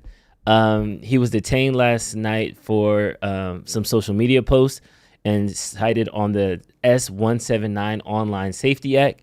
That reads, without reasonable excuse, sent a message conveying information known to be false, intending at the time of sending the message or the information in it to cause non-trivial psychological or physical harm to a likely audience. And then S-127 Communications Act, a person is guilty of an offense if he, A, sends by means of a public electronic communications network a message or other matter that is grossly offensive or of an indecent, obscene, or menacing character, or B, because any such messages or matter be so sent. How dumb do you have to be to make that a law? How is it possible that the country that gave us 1984 is becoming 1984? It's wild, man. So yeah, I don't understand. If you don't have freedom of speech, you don't have the ability to think, you get two-tier policing, you get all these crazy resentments bubbling up under the surface. Again, people are so convinced they're right that the government does not want to hear dissenting voices. The reality is you need dissenting voices to figure out what's actually true, what's actually working, and they don't want it. And so it was startling to me to find out that America is the only country that I'm aware of that actually enshrined freedom of speech in writing in their constitution. Everybody else, they kind of allude to it. there's like a spirit of it, but they don't actually have it. The UK does not have freedom of speech very clearly. And they're arresting something like 35 people a day for tweets. Dude, and you're in trouble. It's just getting worse because chat control is a plan that was dead and now revived. And this is another proposal from the EU. It would force apps like WhatsApp, Signal, and Telegram to scan every message, photo, and video starting in October, even if encrypted. France flipped to support. 19 of the 27 member states are now backing it. Germany's undecided, but if Berlin folds, mass surveillance becomes law by mid-October. The excuse, stopping CSAM. The reality, total algorithmic surveillance, and the end of private messaging in Europe. So they already have the laws, and now they're scanning texts, even encrypted app platforms to get it. So it just seems like a pipeline for that law. I just read that. Dude, this is imagine being arrested for something that you DM a friend. Now, I know people are going to say, no, that's not what this says. Ask, does it make it possible? You already arrest people for what they post publicly. And now you're making sure that you can scan what they're doing privately. Why? For what? Yeah, for what? They're going to say it's to protect kids. I love protecting kids. Amazing. But it is going to be used for all manner of thing. So, man, you get what you vote for. You get what you vote for. I think this is another kind of signal, just larger. Brutus Lugo, you're out of your mind. I don't know what you are talking about. There's so much footage of people getting... Tommy, did we put up what Tommy got arrested for? Yeah. We just showed you a post that Tommy Robinson got arrested for. So this is happening all the time. I've seen so much footage of people getting arrested. There it is. That's what he got arrested for. Yeah. I'm not saying it's not offensive, but I am saying that's ridiculous to arrest somebody for that. That's it. It was that tweet and a tweet of somebody sitting, a picture of a Muslim couple sitting in. Also, saying that you can arrest somebody because it creates like undue distress or whatever the words are that they say. I've seen the cops say that multiple times. Like, people are offended by what you're posting. It's making them feel unsafe, blah, blah, blah. Ridiculous. Say a non-trivial psychological or physical harm. And it's a non-trivial psychological thing to me because, I mean, in America, it's, unless you're inciting violence, you're pretty much good. Yes. So, you know why you have to put that? Why? Because humans at an individual level will do the dumbest things possible. And if you have to cater to every person who might be upset by something that you say, you will never be able to say anything. It is bananas. Also, you don't know if I'm trolling you or if I'm I'm really bothered by that. And honestly, who cares? Get tough. Like, for real, the way that the human mind works, if you never encounter distress, you do not develop the ability to deal with that stress. And so you've got to get tough, man. This is my whole, some people need to be chased by lions hypothesis. Like, you just need things to be hard. Like, you need people to go through hard things. And because we've had easy money, I can't believe how much this matters. Because we've had easy money, because we've been money printing, all of that, people legitimately don't understand that money growing on trees would actually be harder than what we do. And so the joke that people used to put forward to try to illustrate that money's actually hard to make just isn't true. It'd be way harder to make money grow on trees than it would be to print it. We just make it out of thin air. And so because of that, it just feels like, well, this is a law of nature. This is how life is. Cities work and streets are awesome and we're safe. Nope, it's not how the world works. We did a whole lot of crazy stuff to make sure that we could create this world, and it will go away. Yeah. Well, why do you think that is? Is it the internet? Is it social media? Because there are certain things that we take for granted. Even in America, free speech is being attacked, and we don't realize until we see stories like this that, like, even calling Trump a dictator on media, that's a freedom, that's a right, that's something that you can't do in other countries. Even if you say he's the worst and you say he's a PDF file and you say all these other things, you have that privilege. That's something that not everybody can do across other parts of the world. So, but even that is now disinformation, misinformation. People should only say these one things. I should be able to control the means of production. There just seemed to be this. Warm up your James Burnham finger for me.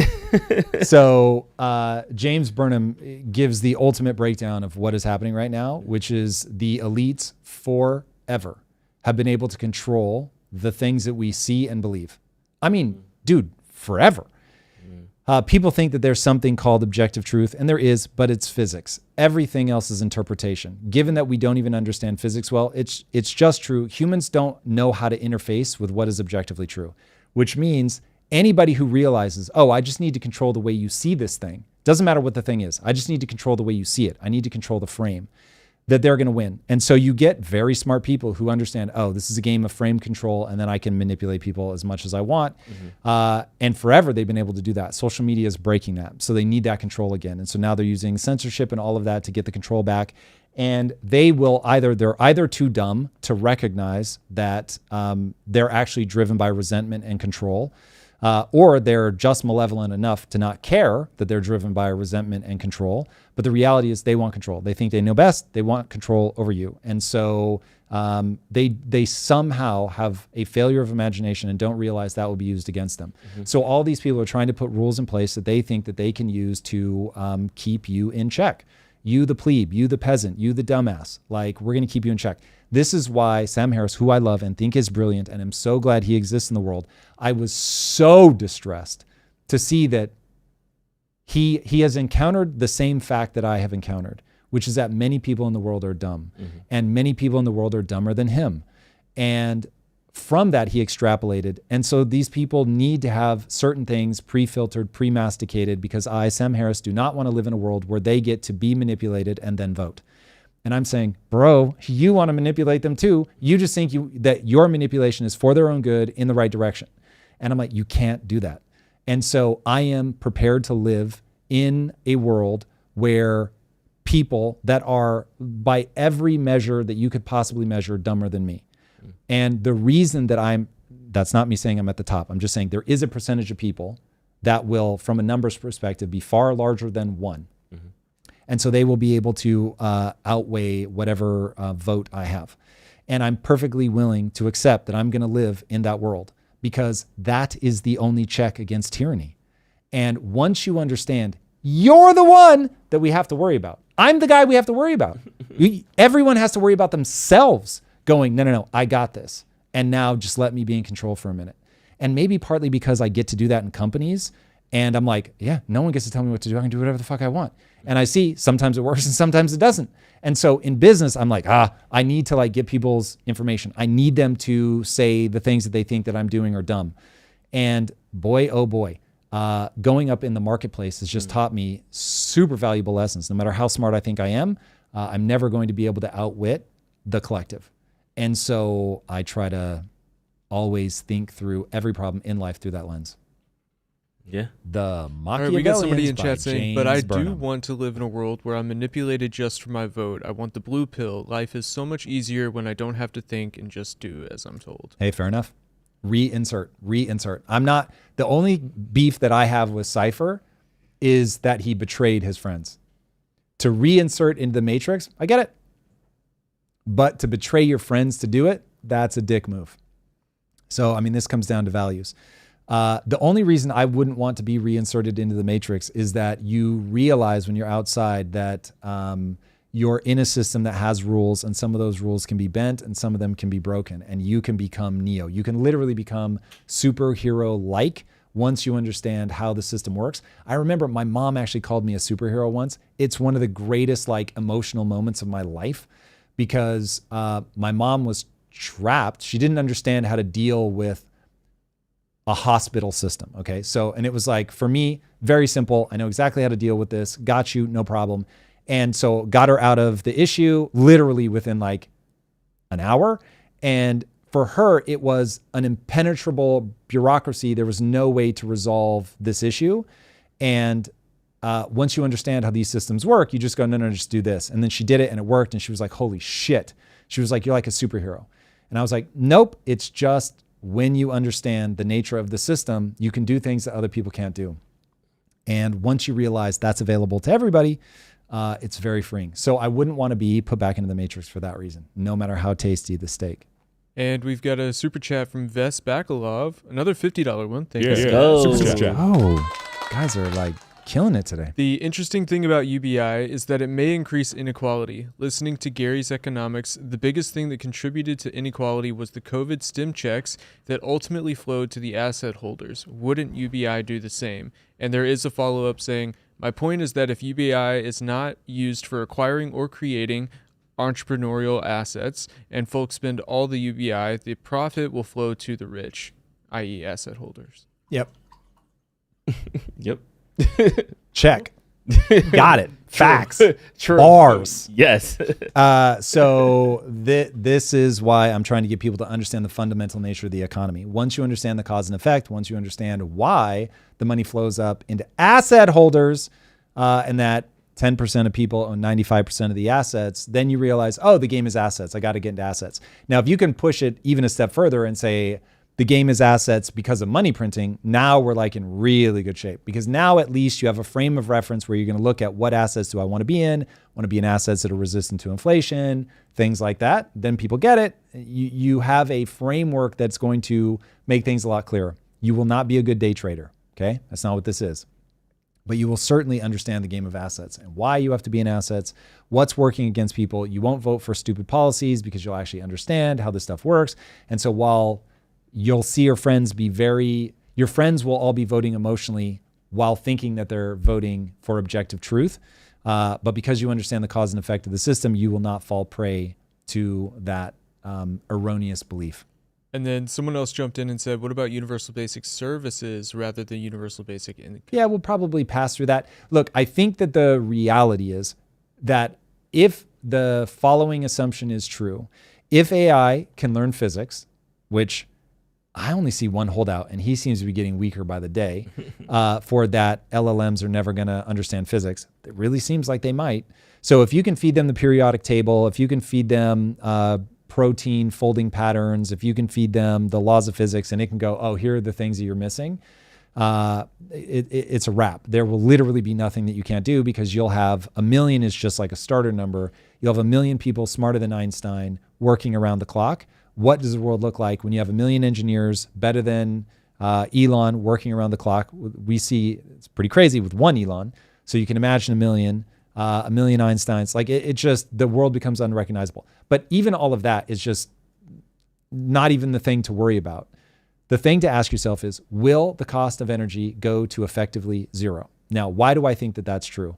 Because the sun already kicks off more energy than you need to do everything you could ever want to do for free. Okay. It's already there. It's like we're living inside of a video game, and you're in a survival game, and it's an open world survival craft game. And they're like, we know we have to give people this resource that's super plentiful so that they can always craft the things they need. I'm not kidding.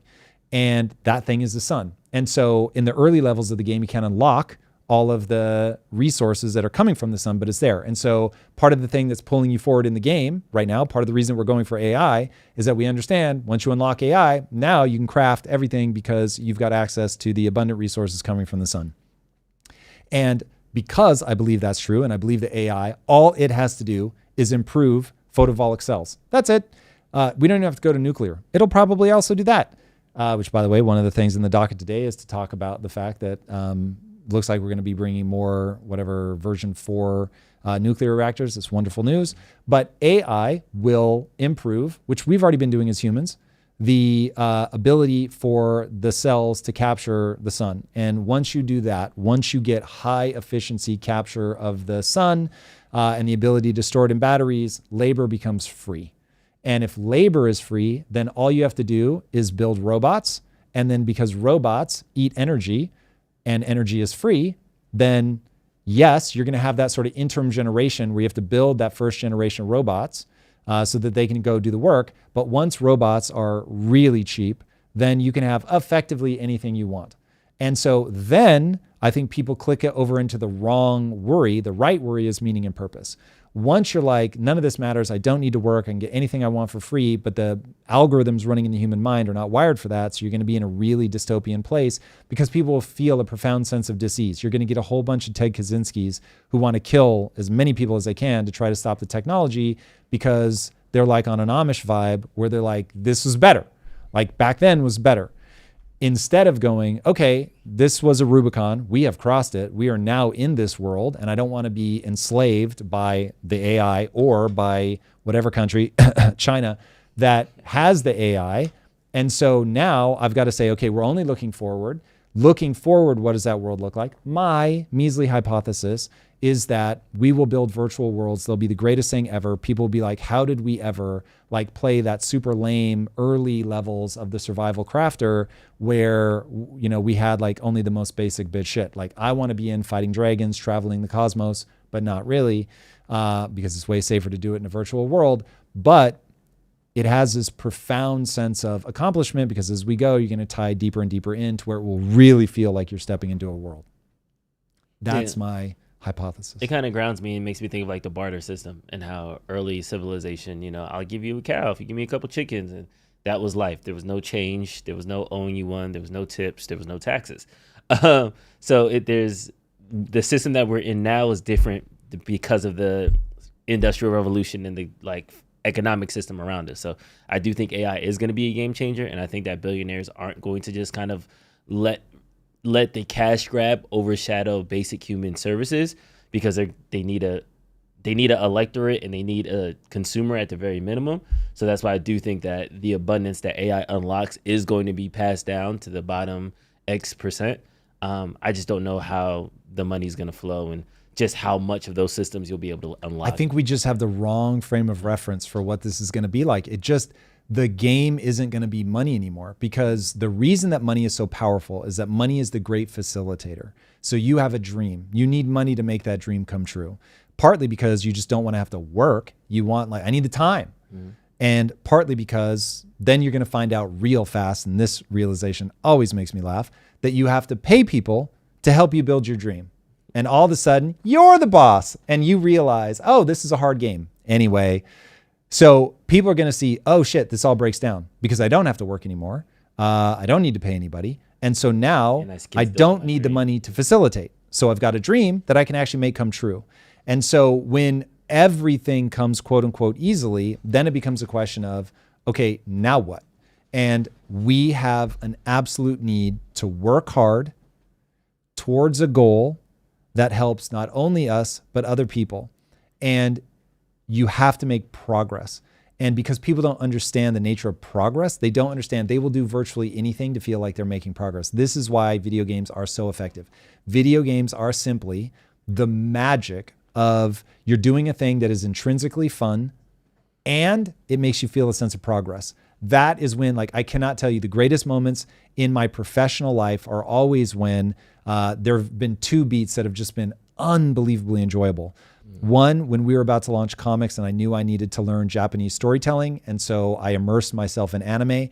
That was unbelievably enjoyable. Just the storytelling in and of itself was fun, and it was helping my business. Huge moment for me, and that was like a 5 to 7 month-ish period where I was just like, this is awesome. And then now the same thing with video games, where it's like, I am playing a lot of video games, and it is insanely fun just in and of itself, but also it is immediately informing what we're doing in Project Kaizen.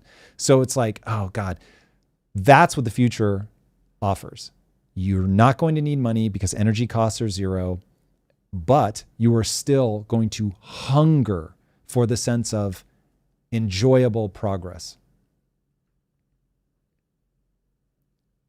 Hold on. I just saw something that there is a bill being proposed in Texas to ban anime. Sort of. It's going to be all the lolly stuff.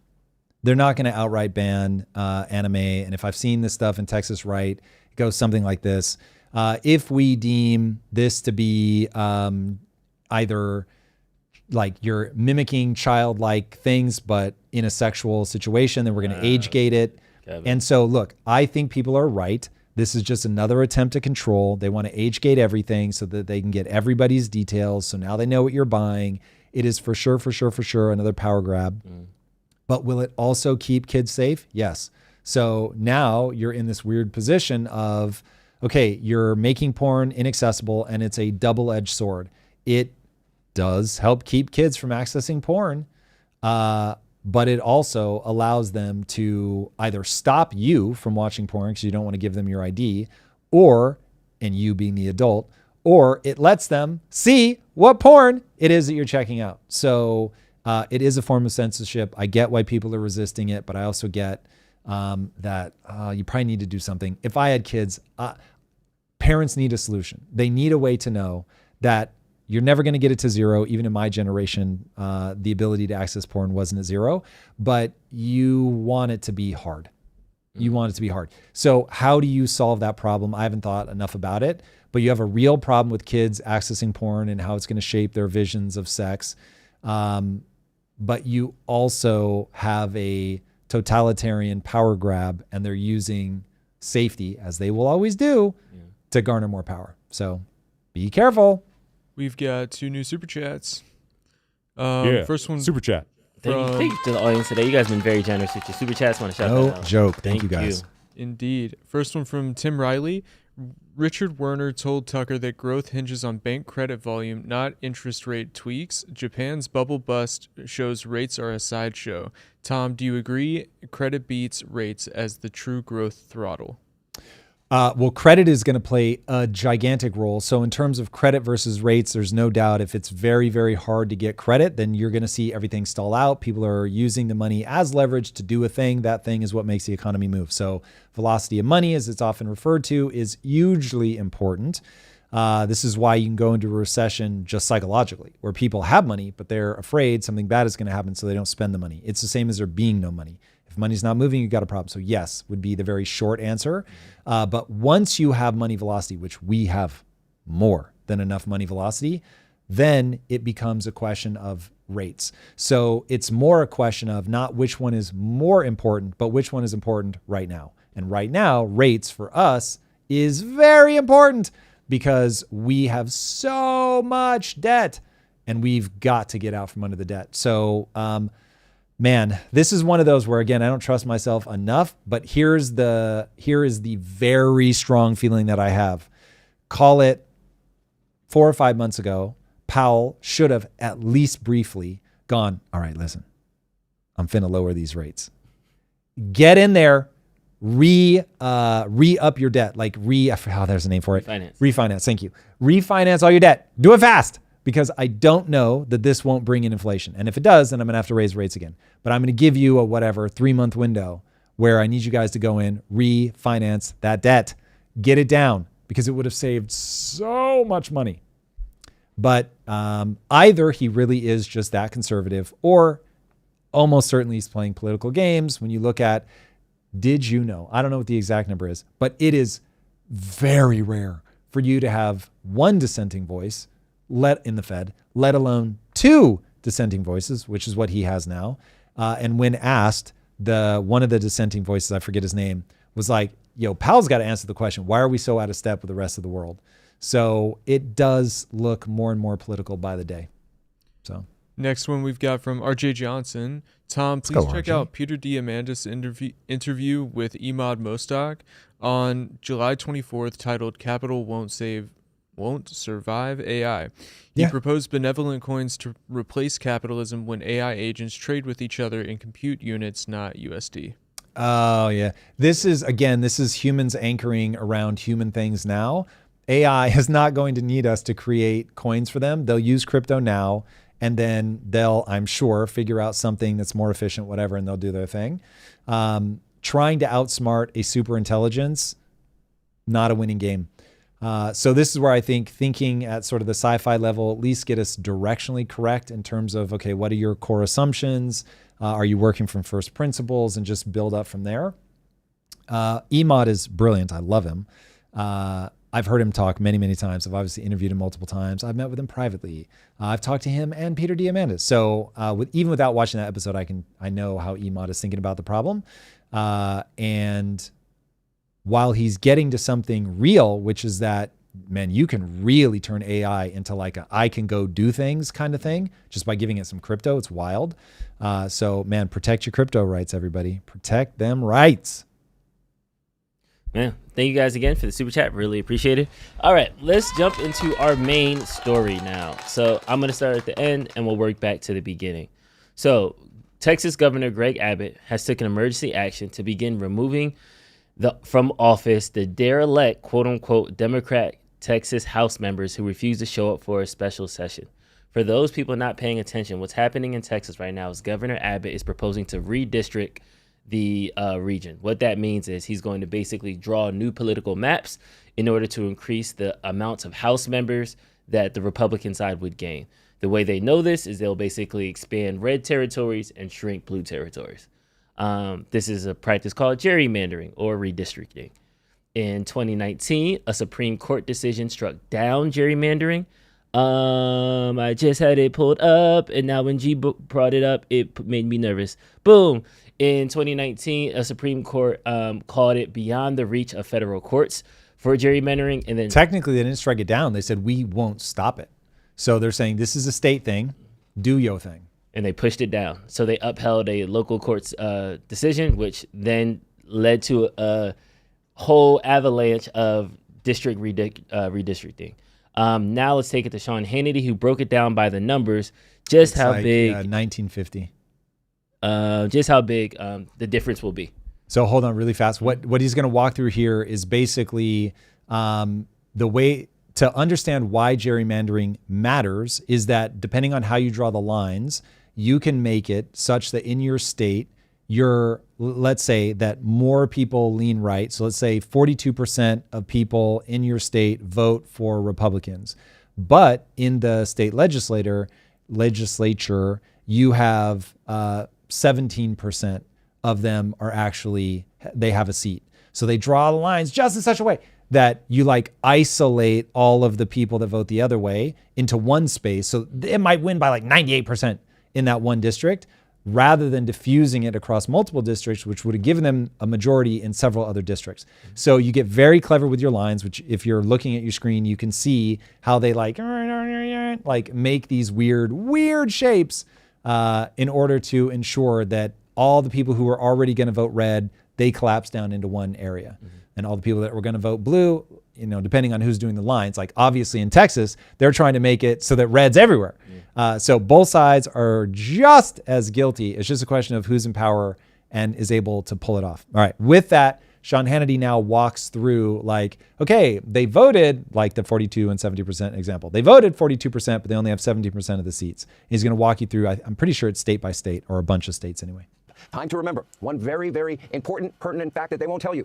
Democrats across the country are up in arms over so-called gerrymandering in the state of Texas. This is the exact same practice, not only carried out by Democrats in deep blue states for decades, but it has been mastered by Democrats. Matter of fact, let's look at the numbers. The numbers don't lie. Let's start with Gavin Newsom's socialist utopia of California. Republicans, they won 39% of the House vote, meaning for Congress, but they only got 17% of the seats. In Connecticut, look at this. Republicans won 40% of the House vote, 0 seats. Illinois, where Texas Democrats are now camping out, they have perhaps the most gerrymandered map in the nation. Take a look at that. In 2024, Republicans, they won a very respectable 47% of the statewide House vote. They only have 18% of the seats. In Maryland, Republicans got 35% of the statewide House vote, but just a single seat, only one. In Massachusetts, Republicans didn't even field candidates because the gerrymandering there is so extreme that they know they have no chance of winning. Nevada, Republicans won the statewide House vote by a whopping 10 points. They walked away with a single House seat. That's it. In the state of New Jersey, Republicans got 45% of the House vote. They walked away with only 27% of the seats. New Mexico, Republicans, again, 45% statewide House vote. They won 0 seats. In the state of New York, New Yorkers, partisan gerrymandering eliminated 3 GOP seats, leaving Republicans with less than a third of congressional districts, despite winning 42% of the vote. Okay. In Oregon, Republicans. So I think we get the idea that this has been happening, will be happening, is a thing. But the question is this going to escalate? Is Abbott actually going to arrest people? And I think I made my thoughts very clear on everybody going straight to arresting people. I think it's a bad look. Mm-hmm. But it does seem that we just keep wanting to flirt with this. Now, again, because I haven't been in politics for very long. I don't know if this is like everybody always threatened to arrest everybody back to like the 1960s, or if this really is the recent phenomenon that it feels like.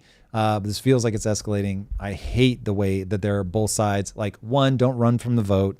2, don't make your first attempt always to arrest people. Like, if you want to put a reasonable amount of time on it and say, look, guys, we get it.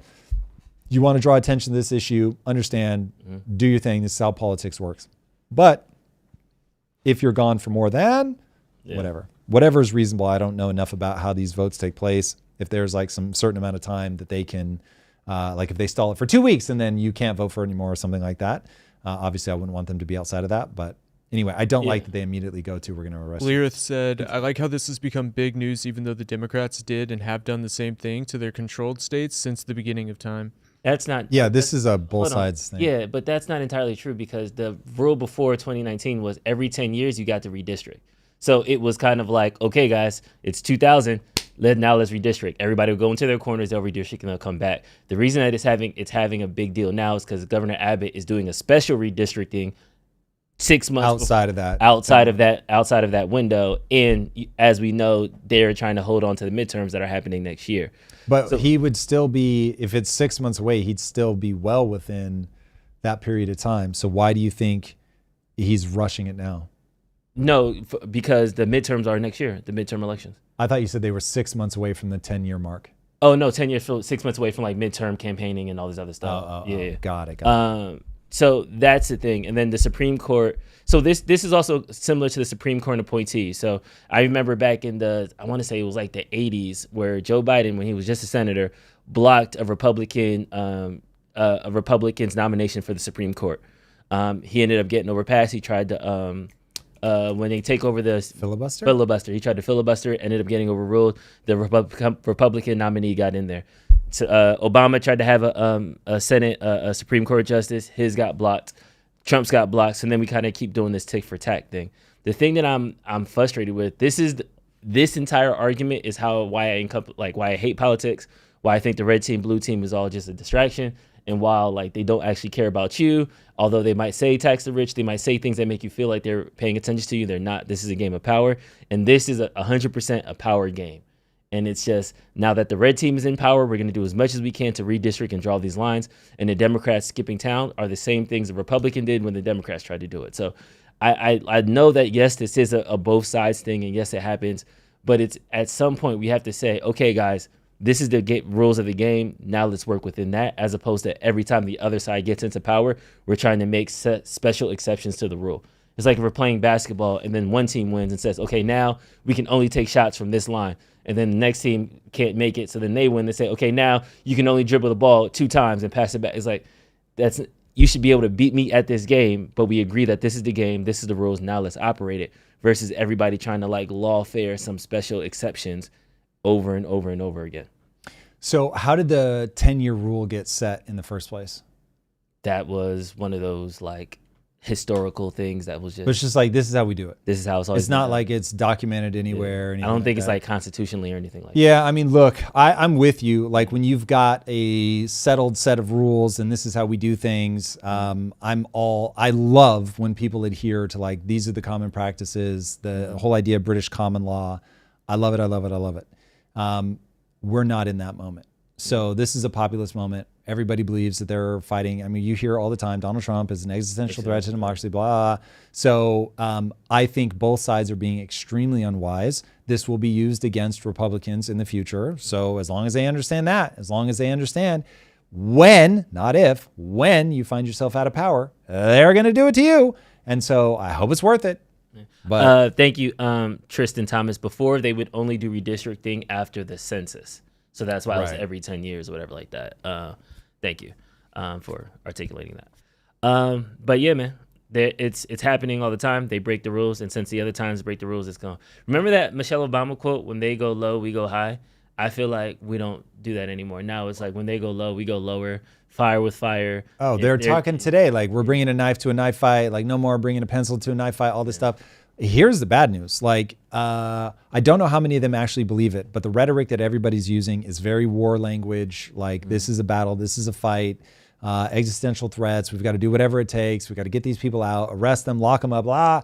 Like it, oh God, I really don't like being in a populist moment. Like I really, dude, if instead of this being a battle for, and this is, people are going to take this in a way that I don't mean, but if instead of being a battle for like attention, clicks, exposure, this were a battle for, okay, let's look at the KPIs that we care about in America. Okay, 122% debt to GDP, not acceptable.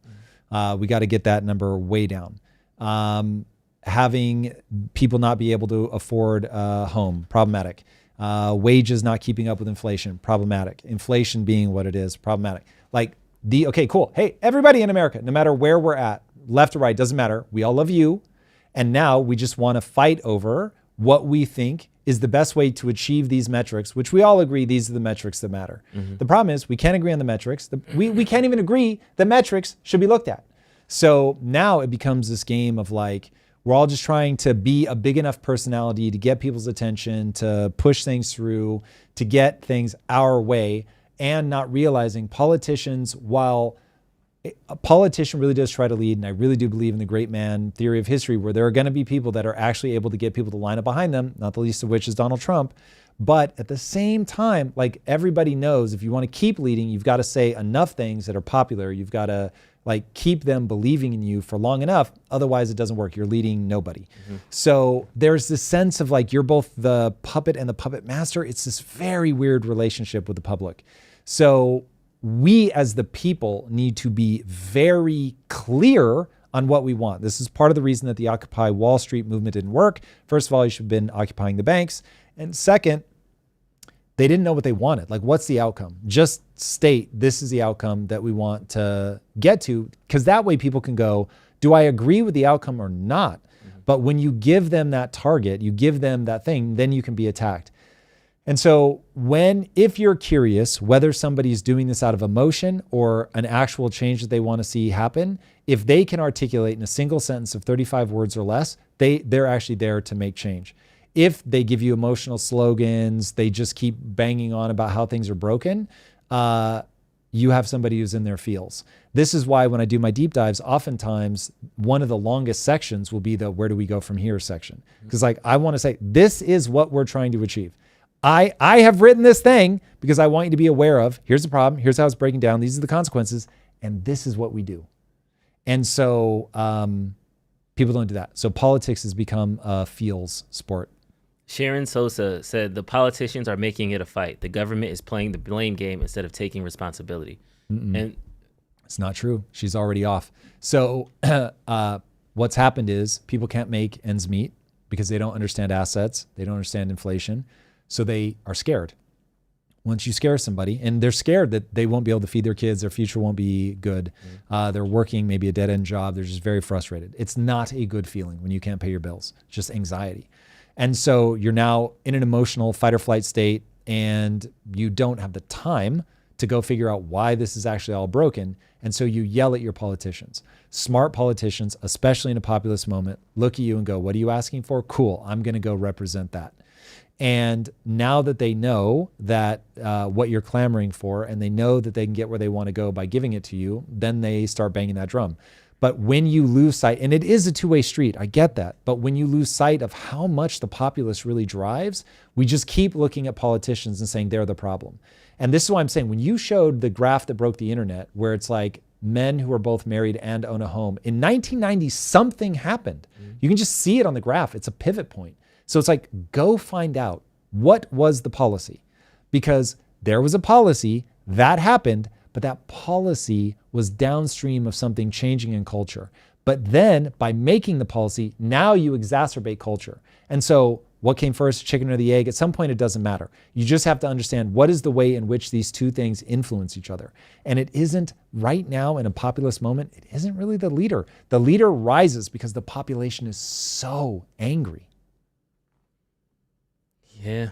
So the more we talk about populist moments, the more I feel like it's one of those things like I'm in a very bad roller coaster and I'm stick to my stomach and it's turning, and I know that I have like 2 more minutes left on this roller coaster. So it's like I'm like clenching. That's how I feel watching the DSA, where I'm like, wow, we're really going to not just touch the stove, we're going to place our face on the stove and then ask somebody to sit on it.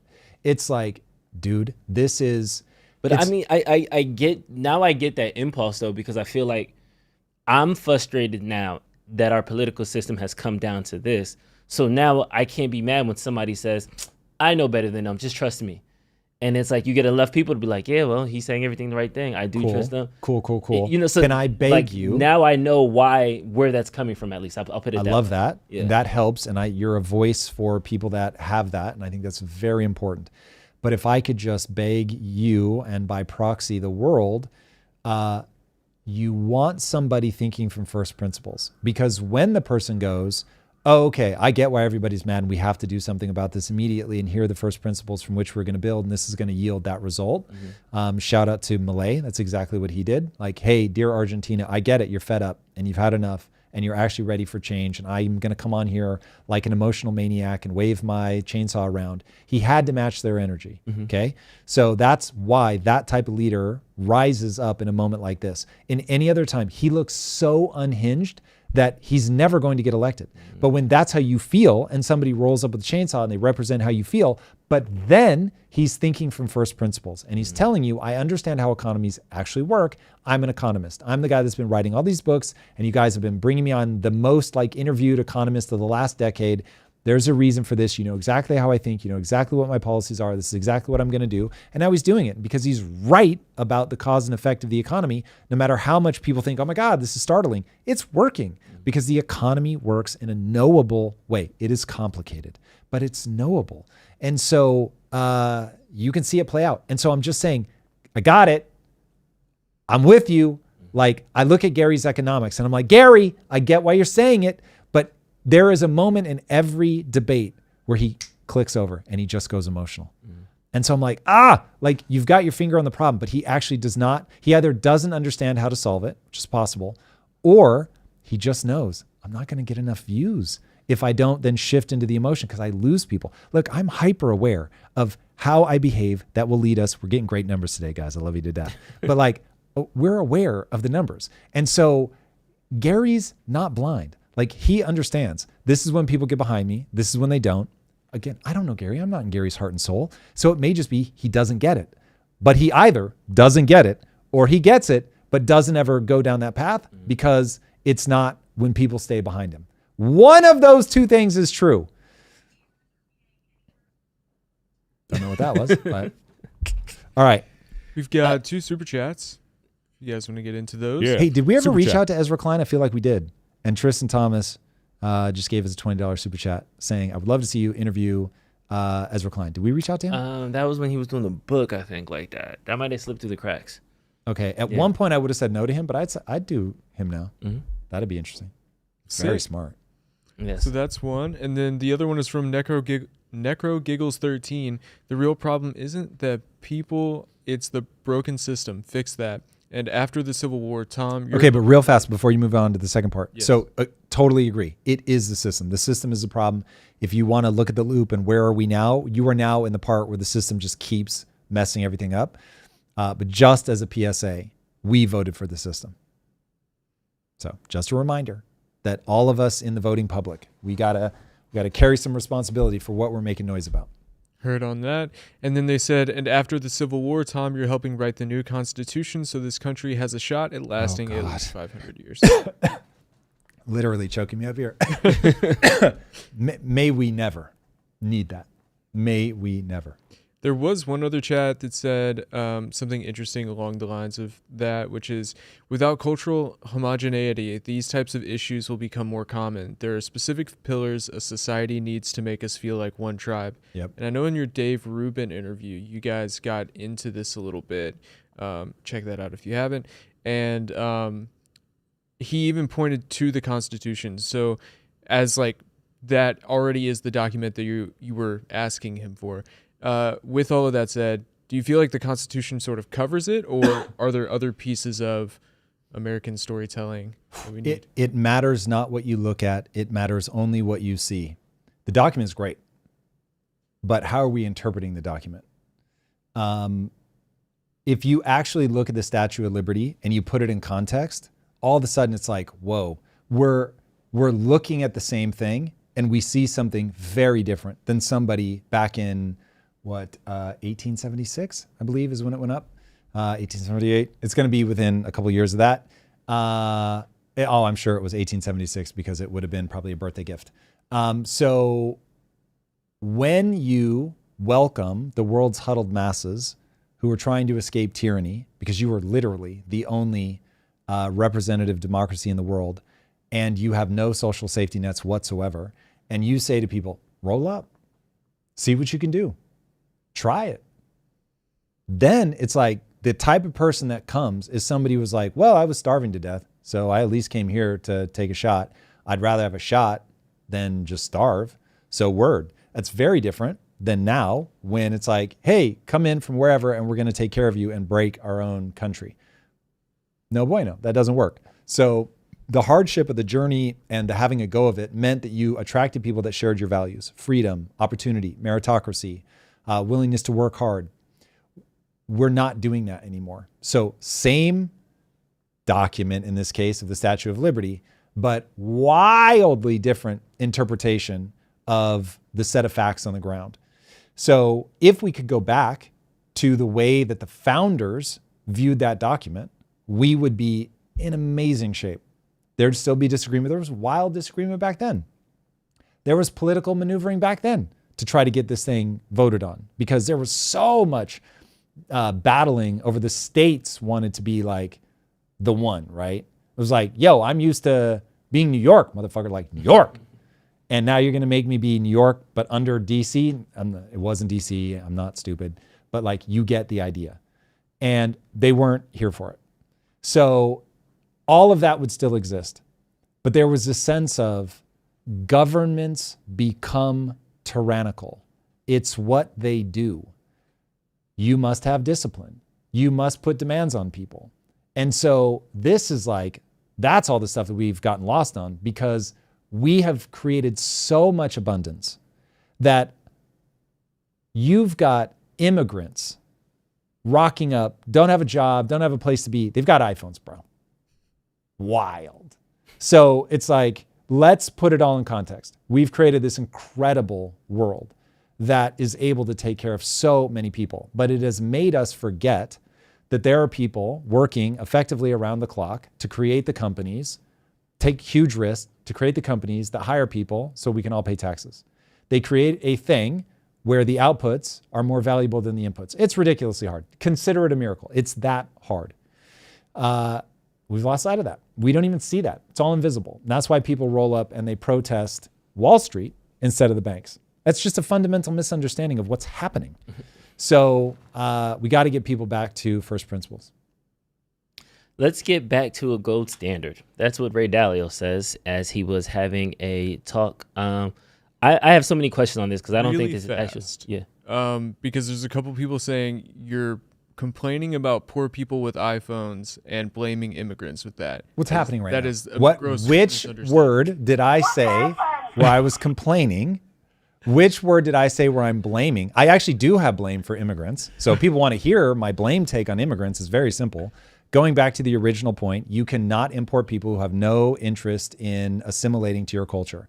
If you import people who do not share your values, you are dumb. You are committing suicide on the installment plan. I don't understand people struggling to grasp that concept. You do not need to be the same race. This is not a race question. I feel a deep kinship to Drew. You guys may have noticed Drew's black. I'm white. What the fuck does that matter? So Drew and I share values. So even though we will argue about certain things, and I don't know if you consider yourself more left-leaning than I, but that certainly seems true to me. And I would expect you to see me as more right-leaning than you. Yeah, cool. But value system, we want people to win. We want a thriving middle class. We want freedom. We want to see people do well. Now, we're not always going to agree on how we get to that. Those aren't values. That's hypotheses. Our values are the same. So similar enough. How about that? That's what you need. Okay. So if people want to understand any beef that I have with immigration, it would be that. Now, if people want to understand what I'm saying here about the iPhones is, iPhones are now cheap enough and we are so prosperous as a nation. We can print so much money that we can afford to deficit spend and give immigrants who are not yet contributing to the tax base technology that a king 100 years ago would have stabbed somebody to death for, okay? But somebody with no job that just rolled up gets one for free. We with me so far? It's not blaming anybody. What I'm saying is, and now here's the blame, that's made us all soft. That's made us all forget how hard to create a nation of prosperity actually is. And we got a super chat if we can hit that. Hey, let's go. Super chat. From Eclectic Journeys, there's a problem with both sidism. Donald Trump is a uniquely divisive force. In February of 2024, the Senate agreed on an immigration bill Donald Trump squashed. Okay. Yeah. Trump is definitely uniquely divisive. No doubt there. None whatsoever. He sets people's teeth on edge. Yep. All right, let's get back to the gold standard. Let's go. Let's hear it from Ray Dalio, the man himself. It used to be the case that the U.S. dollar was backed by gold. And the U.S. government said, if you don't like these pieces of paper, we'll give you gold. And ultimately, we ended that. We're never going to go back to that, presumably, right? Probably, presumably, that's right. But not if you watch these these cycles, that because you have the devaluation, then people don't have confidence in the fiat system over a period of time. And through history, they've at that point, the way that works is you print all this money, then you pay the debt with the cheap money, but nobody wants to hold it, so then they go back and link it again. It is conceivable that you can see a relinking of gold to money, but that's way in the future. Right. It used to be the case that the... So, first of all, Ray is a national treasure. We need to protect him at all costs. At all costs. It's really interesting to watch him talk about this stuff because he is, the depth of knowledge that he has about how the economy works may quite literally be unparalleled. And he's like talking at this first grade level all the time, like walking people through. He's like, I'm, 75 years old now, and I just want to like pay it forward, and I want people to understand how it works. And he can just do it ad nauseum, just over and over and over and over and over.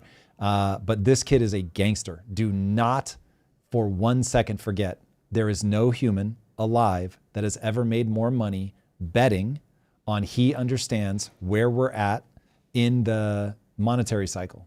Nobody.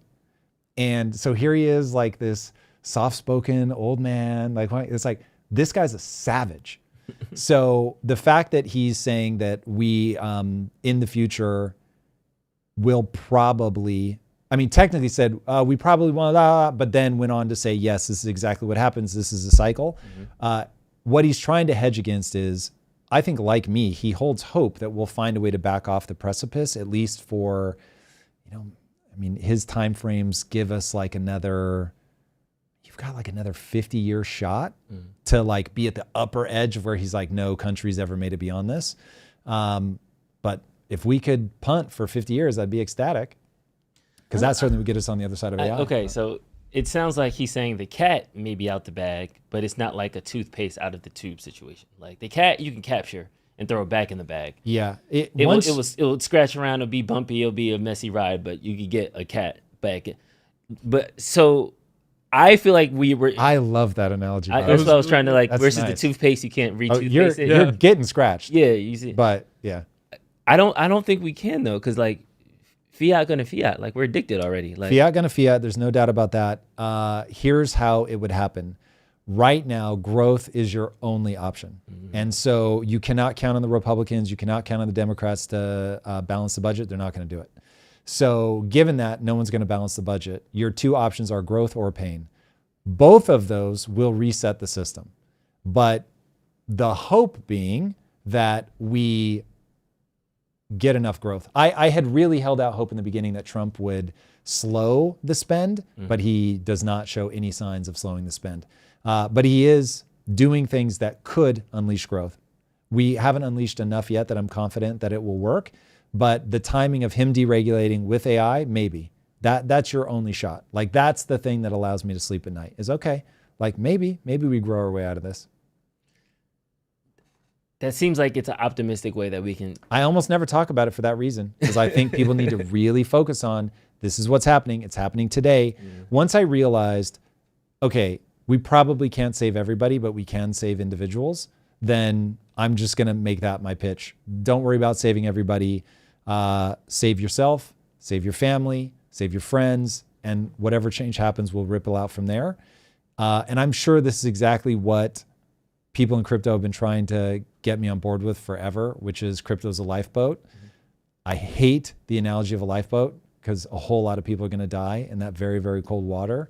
And so, yes, I'm glad that I have a boat, but boy, oh boy, I don't like that there aren't enough boats for everybody. So okay, so we have the growth versus pain option. What does the pain option actually look like? We default on our debt. We owe people a shit ton of money, but like mass unemployment. So I understand like physical pain, but from a fiat perspective, would we eventually be able to default on our loans, get loan forgiveness, and then we'll have a fresh bill of credit? Like, how would we restart from a financial systems perspective, not necessarily the unemployment pain to the individual perspective? So once you default on your debt, the whole game becomes how do you reconvince people to invest in you?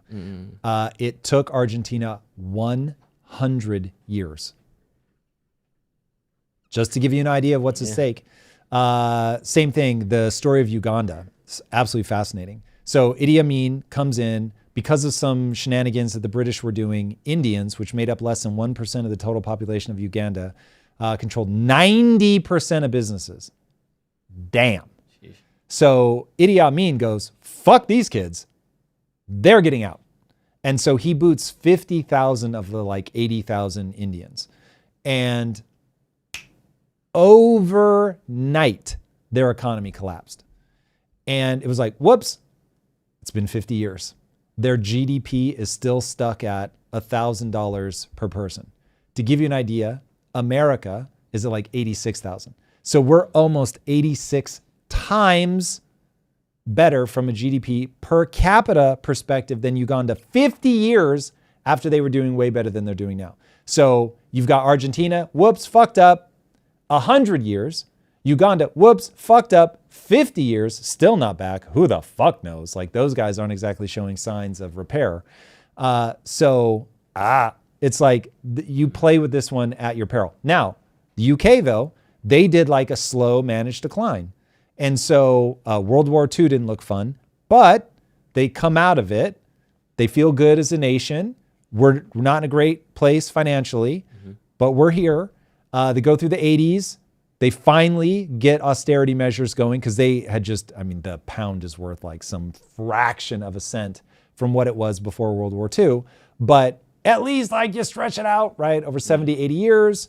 And they finally get some fiscal discipline, but they're sort of not backwater. They're not that bad, but like, God, man, they literally used to run the world.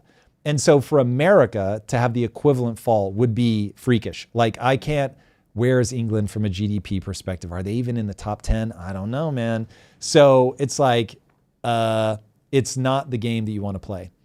Japan in the 80s, look at every movie in the 80s. It was always, we're going to be Die Hard. His wife's company is owned by Japanese. Back to the Future. His dad works for the Japanese. It's like everyone just thought in the 80s, we're going to get taken over by the Japanese because their economy was just going. And then it was like, whoops, that's right. The US dollar is a reserve currency. US starts putting a stick in their spokes. And all of a sudden they stagnate for 40 years. So it's like, bro, the economic game is hard. Once you get knocked off, if you don't have the right tools, getting back up is brutal. And so if we default, we lose reserve currency status and we no longer have the tools to get back. And so it's like, it is such a dangerous game. That's why this is like, bro, we're talking about a potential 100 years of being like in a very bad place. Nobody ever, you can recover as like a regional thing, but you're gonna have a hard time like getting back to where you were. Okay. Give us the canary in the coal mine. Like, what's the one Housing. thing? Huh? Housing. So if another housing market goes, that's when it's no. If you want to know, are things I'm bad? talking specifically, Tom. Like, but like, what is like? Okay, Lisa, grab your favorite things. Guess at the private jet. Like, what's the one thing that you're like? Yes, we are now collapsing. It's too late. It's over. That's a really good question. Almost certainly, it would be violence. So if more revolution, uprising. Yeah, like if you see a couple politicians get drugged into the street, murdered, and people are like, word, then bye. There are certain tax decisions that they can make that would make me leave California. I might not leave America, but I would beeline to a state that I think will be on the right side of economic history. Texas, Tennessee, Florida. Like those are the ones that like, if this all goes to hell in a handbasket, they at least have first principles thinking on economics. So go there. Business friendly would be the quick way to shorthand that. But yeah, those would be like the early signals. And I mean, look, unfortunately, we're already starting to see some of them. The fact that people cheered for Luigi Mangione, that was a very distressing signal about where our culture is. But that wasn't like, in like the New York shooter, apparently like a BlackRock CEO got hit, or like a BlackRock executive, yeah. Something And like that. people were certainly here for it. Yeah. But that'll be interesting to see. I think he was suffering from mental illness. He himself said, I'm suffering from mental illness. So that one I won't lay at the feet of where culture is. But the place where it scares me is the UK has had a politician executed, but the society didn't get behind it. They tried to bury it, but they didn't get behind it. Minnesota, obviously, if that, like, people had really been like, oh my God, this is amazing. Like, that's where I'd be like, oh shit, like we're really starting to go. That's my cue. Is there any world where we do a kind of Russia, quote unquote, collapse, where Russia was... What do you see the collapse of Russia being now? Are you talking about the dissolution of the Soviet Union? Yeah, they were like, number two. They were the big... Yes, in the sense that... They didn't fall. They don't have 100 years of pain. They're not the best economy, but they went from 2 to 17, then got back up to like 5. You know what I mean? Here's how that would play out. Yeah. This is me trying to answer Drew's question. This is not me saying what I think is actually going to happen. But if I were going to look at that and go, okay, how would the U.S. ever parallel the USSR? What would have to happen is that we would follow a trajectory like the EU did when Greece was defaulting, and we respond differently. Excuse me. So in that moment, if you've got like California just doing all this absurd shit and they're going bankrupt, and let's say there's a Democrat in the White House, and so they're like, hey, we need you to cover this. And so now all of US taxpayers pay for California to continue to have absolutely ridiculous policies. Then I could see Texas being like, I'm out. And then Texas backs out, and then Florida's like, well, hold on a second, maybe we're out. Now, would that then go into blanket civil war, or would the person in the White House go, good riddance, let him go? That's where it's like, I don't know. Because they could go, we control the US dollar, that's all we care about. I want to now be a 10-term president, so we're in the middle of this catastrophe. I see a power grab opportunity rather than send the military in, because I'm going to guess that they'd be a little hesitant at this point, given sort of the cultural stance that they take. So if it played out like that, then I could see there's no bloodshed, but the states begin to break apart. This is what happened in Russia. The question becomes, how much of a fascistic response would they get? Because in Russia, what brought Putin to power was he just started taking over the companies.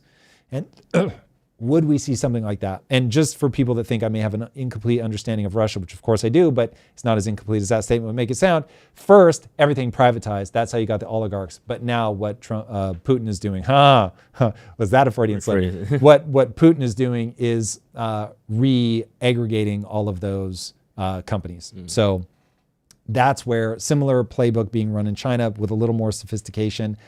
I don't get why, if you really want to go for like the dark side of left leaning, just talk about China, bro. Like, China's got the map for you. Like, kill a few people. You kill anybody who dissents. Fair. But you have to remember how powerful capitalism is. So you let it run until they get uppity. I'm not kidding. Drew, it's like that South Park episode where they're like, you want to see how we deal with ADHD? And they just slap the shit out of the kids, and then all of a sudden they pay attention. It's like, that's what Xi does. He fucking just disappears you. And then he's like, bro, it doesn't have to be this way.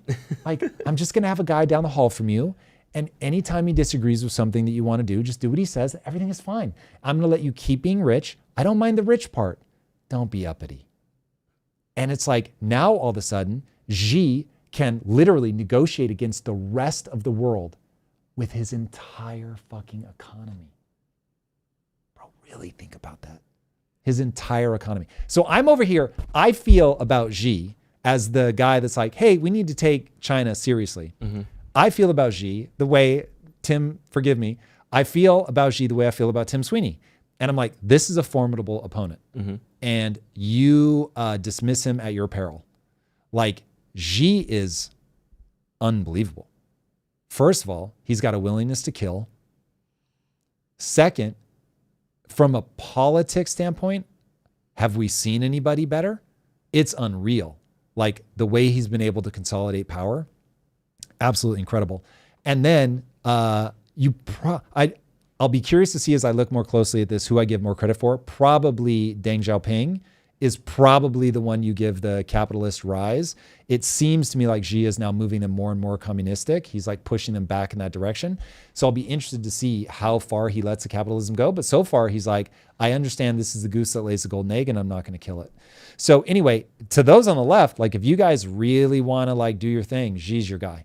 That Putin, fuck Putin. Like that's not interesting. Xi is interesting.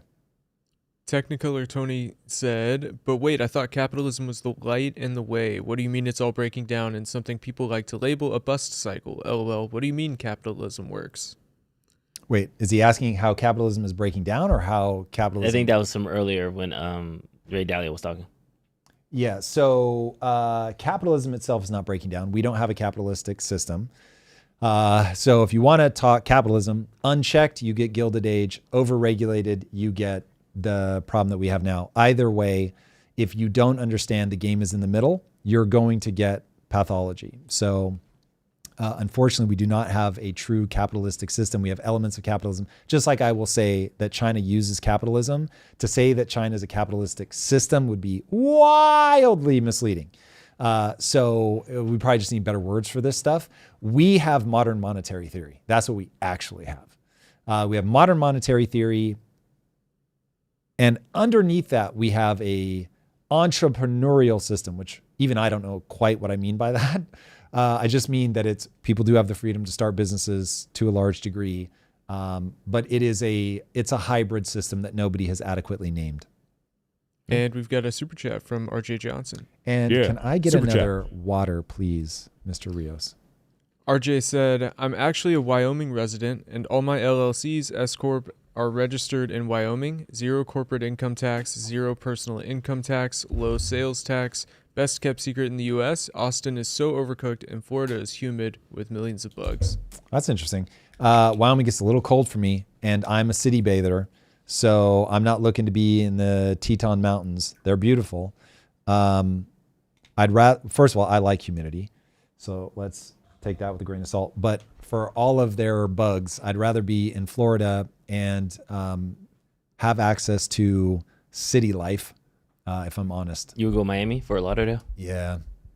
Yeah. It's the only place I could convince my wife to live, first of all. Really? Let's start with that. Of the business-friendly places, yeah. No way she's going to Tennessee, hard pass. Texas is just, have you guys been there? It's like strip malls and small-town vibes. Yeah. Fuck that. Like, remember, I'm about Tokyo. I want to be in a vibe like Tokyo. I want as much city as you can cram in to a space. I want to go to the 72nd floor of a building and not be able to see the end of just buildings and buildings. I'm a cyberpunk person. Like, that's my vibe. So the thought of living in Austin makes me want to chew my own eyes out. I get it. There's a vibe there from a podcasting place, and I'm mad that it went to such a lame place. You at least get sex appeal in Miami. Miami's got sex appeal. My wife is down for sex appeal. It gets her to dress in a way that I enjoy thoroughly.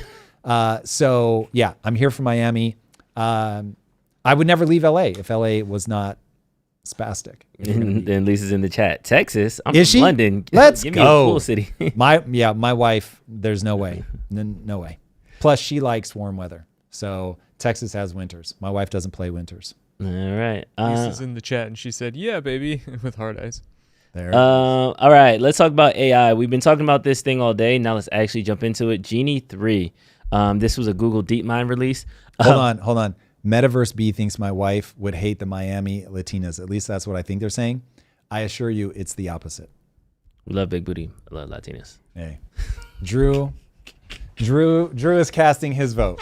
But no, my wife, there's so much cultural similarities between Latinas and Greeks. My wife is here. Like half of her friend pool is Latina, so she'd love them the most. All right, AI for those and Drew, that don't apparently maybe loves them just a little bit more. Google DeepMind just dropped Genie 3. It's funny. I was watching the keynote that the CEO of Perplexity did, and I forgot his name, and he threw shade at Google a little bit.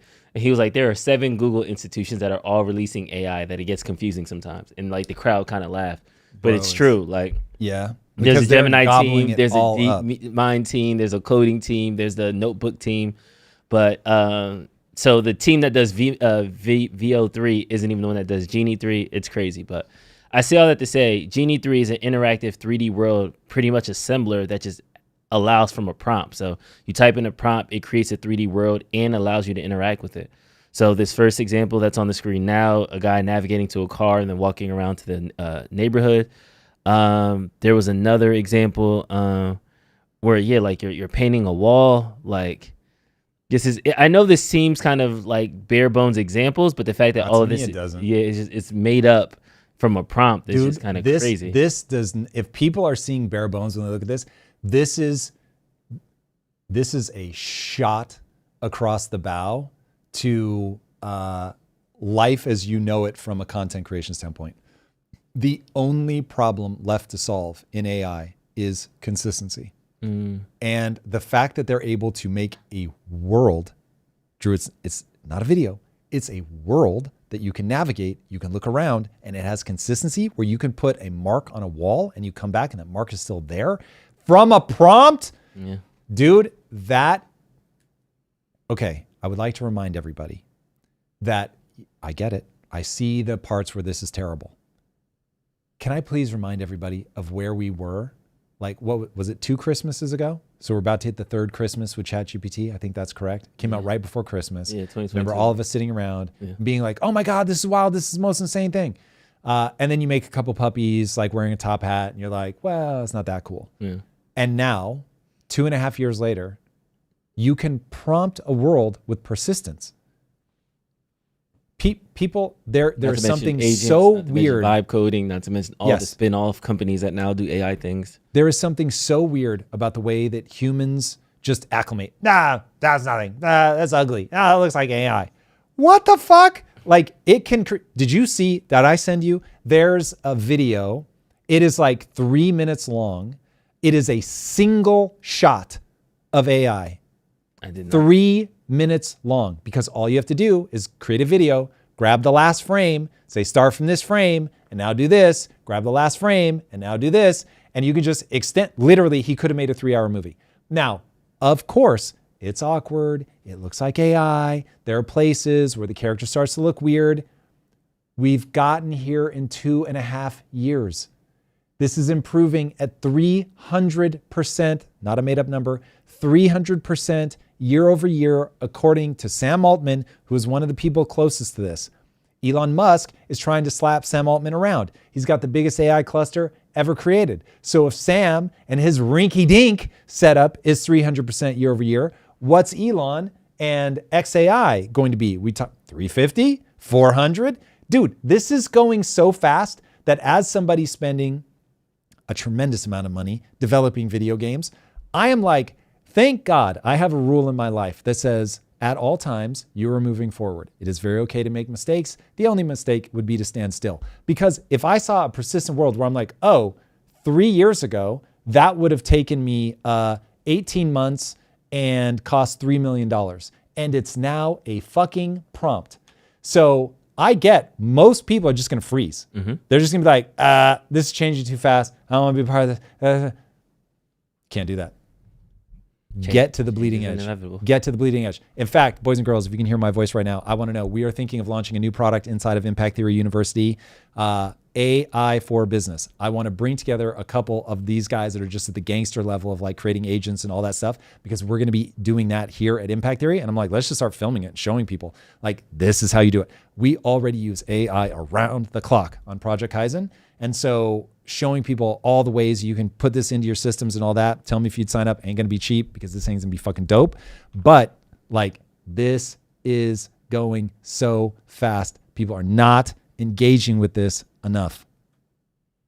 All right. Minecraft videos. First of all, I love you just for the name, but you're here for AI for business. I love it. Femboy Pam said, can we use that world-beating AI code to create our own video games? Yes. So right now you can already vibe code some really basic, like think of it as a dungeon crawler. It's so insane. I remember when the guy, and this was what, 4 months ago, when the guy, I think that may be a literal number. The guy coded the airplane game and like multiple people could play it and he like vibe coded the whole thing. It was really blocky, but it was like, yeah, it was an air combat game that multiple people from around the world could sign on and play, and he vibe coded that thing. That's only 4 months ago. And you've now got XAI putting out this dungeon crawler stuff, which, I mean, look, it looks like Super Nintendo, but we went from it doesn't exist 3 years ago to 6-ish months ago. It's like these super blocky things to now it like looks like a Super Nintendo dungeon crawler. It's like, bro, 6 months. Ribsy just put in his chat, his son vibe coded a Plants vs. Zombie clone. He's 13. Bro, crazy. This is wild. I just love Plants vs. Zombies. Wild. My favorite. So it all becomes, can you get people's attention? Can you build a community? That's the real question. That's the thing. I think about that almost as much as I think about the game itself. And look, a big part of doing the lives was when I look into the future, I see the only thing that matters is community. Audience doesn't matter. Community matters. And so actually building a more back and forth relationship with people who will show up when you do something, that's everything. So I am here trying to add as much value as I can to your guys' life. If you want to argue, we can argue. If we want to talk economics, we can go there. Literally, whatever is going to be valuable to you guys, so that we have a thriving community where we can do things. Because in the future, if you don't have a thriving community, bro, like how are you even going to get something into the world? No one's going to know that you exist. It's going to be wild. On that note about vibe coding, we've got a super chat from RJ Johnson. Yeah. Super chat, I was in RJ. Utah last week visiting granddaughters. 9-year-old is very creative and created a game idea called Lily's Penguin Chase. She created a great story. They went into Gemini AI Studio, vibe coded a dozen iterations. Super fun to play. Dude, that is so cool. That's awesome. So all that stuff, as soon as you start interacting with it, and this is the part that I want people to understand, there's a reason that, what's it called, EMDR? It's like you can do therapy just by moving your eyes in a lateral way. Why? Because when you move forward, your eyes do that scanning your environment.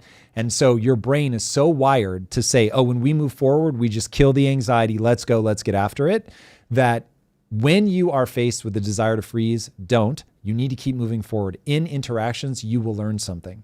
In interactions, you will learn something. A thing you will never be able to learn by thinking. You have to do the thing. So yeah, do the thing. Engage. Dope. All right. Keeping the AI train going. 11 Labs Music just released a crazy iteration. This basically is promptable AI music and It's lyrics, gorgeous. history, classical, layered. Nothing was off the table, and this is like the compilation video that they released. Are we at 2x or no? No. You gotta soak it in. That's what I'm saying. This is AI generated.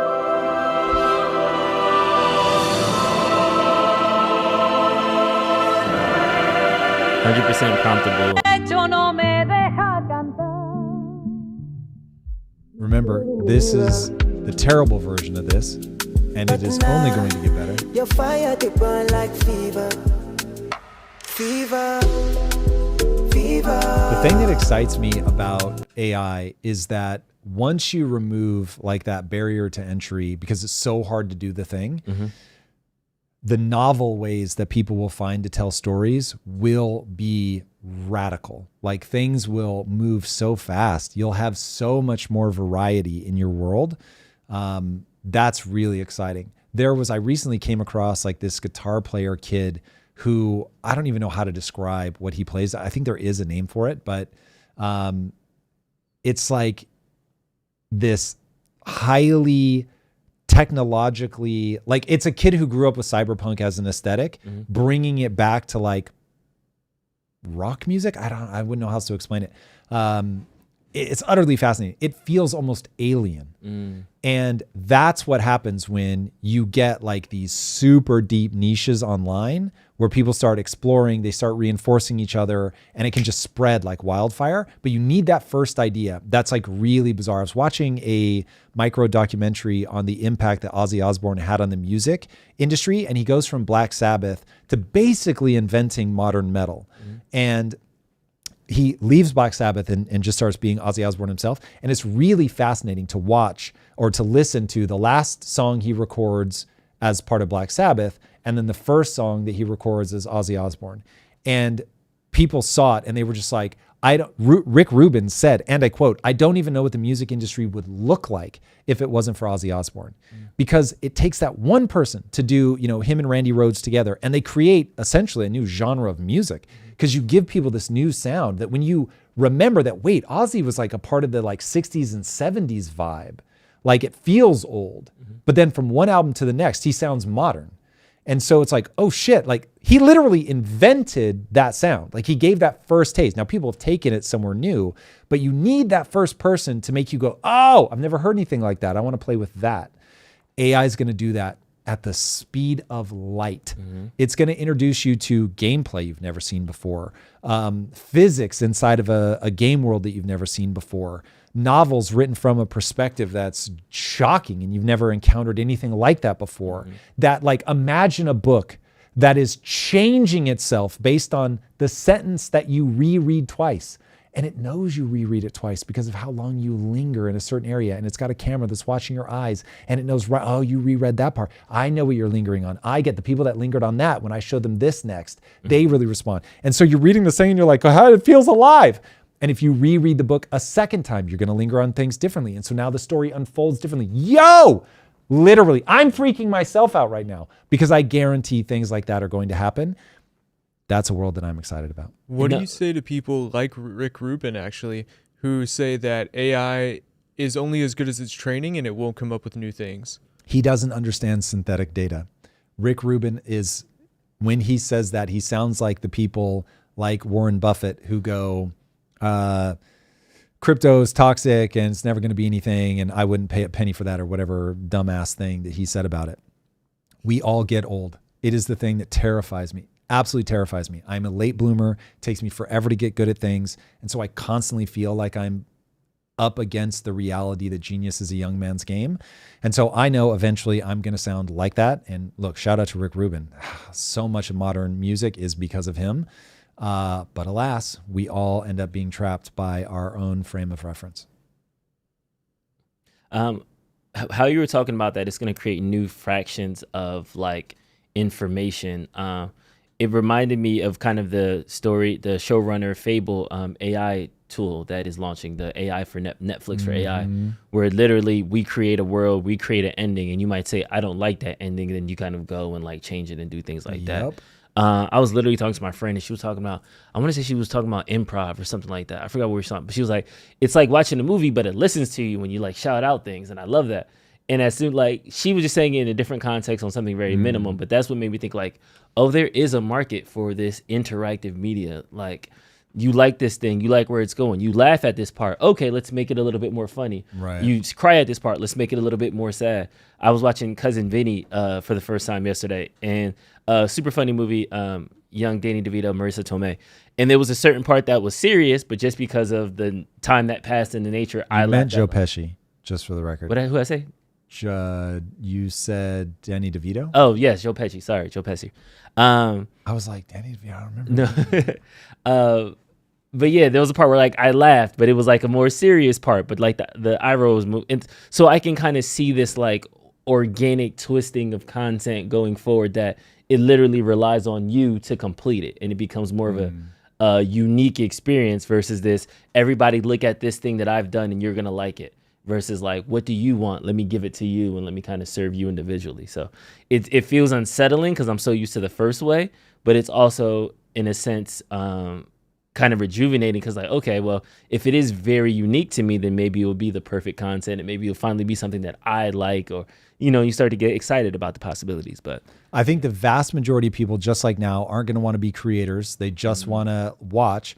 But these tools are going to let creators make things that are really, really tailored, so that it'll be like your friend group will be like, watch the Drew variant of House of Cards, whatever. And it's like, oh, yo, the Drew variant, like, don't get the other one. Like the Drewski variant is terrible. You want the Drew variant, right? It'll be like that. And so you'll go and you do the search and you'll look at it and be like, oh shit, 5-star. Yeah. It'll be like 180,000 reviews. And you're like, oh damn, I guess this is the one. And so there will be like all these different versions of something that people will get into. And it's going to be incredible. And when I think about like from a game perspective, one of the reasons that, and look, there's a lot of controversy in the field right now about live service games. Hopefully I can make people a believer that when done well, it's better. But the reason that I like game development is that it's iterative. The world is forever growing.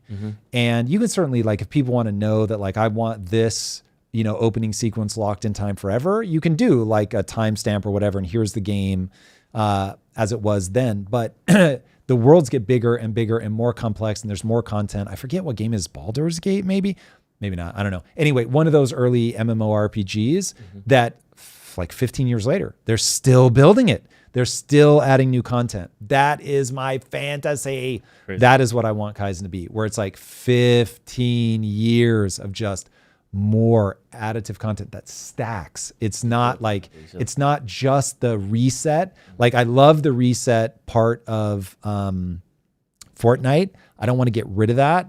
Long explanation of how we're doing that in Kaizen. So you want some things that are like, it's this season, it's unique to this. But you also want an amount of the world that's there. It's going to be there forever, and it's getting bigger. And it's just like, I think that's incredible. So with AI and the fact that you can iterate so fast, and then if users can build, you really are moving towards Ready Player One. That was the thing I found the most interesting, was you're exploring a universe. And because so much of it is made by players, essentially, it's going to be incredible.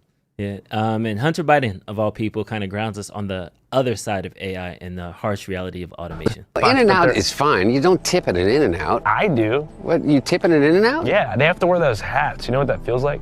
Serious conversation? I met somebody that is in the, owns fast food franchises. His McDonald's employs 55 people, okay? He went all AI.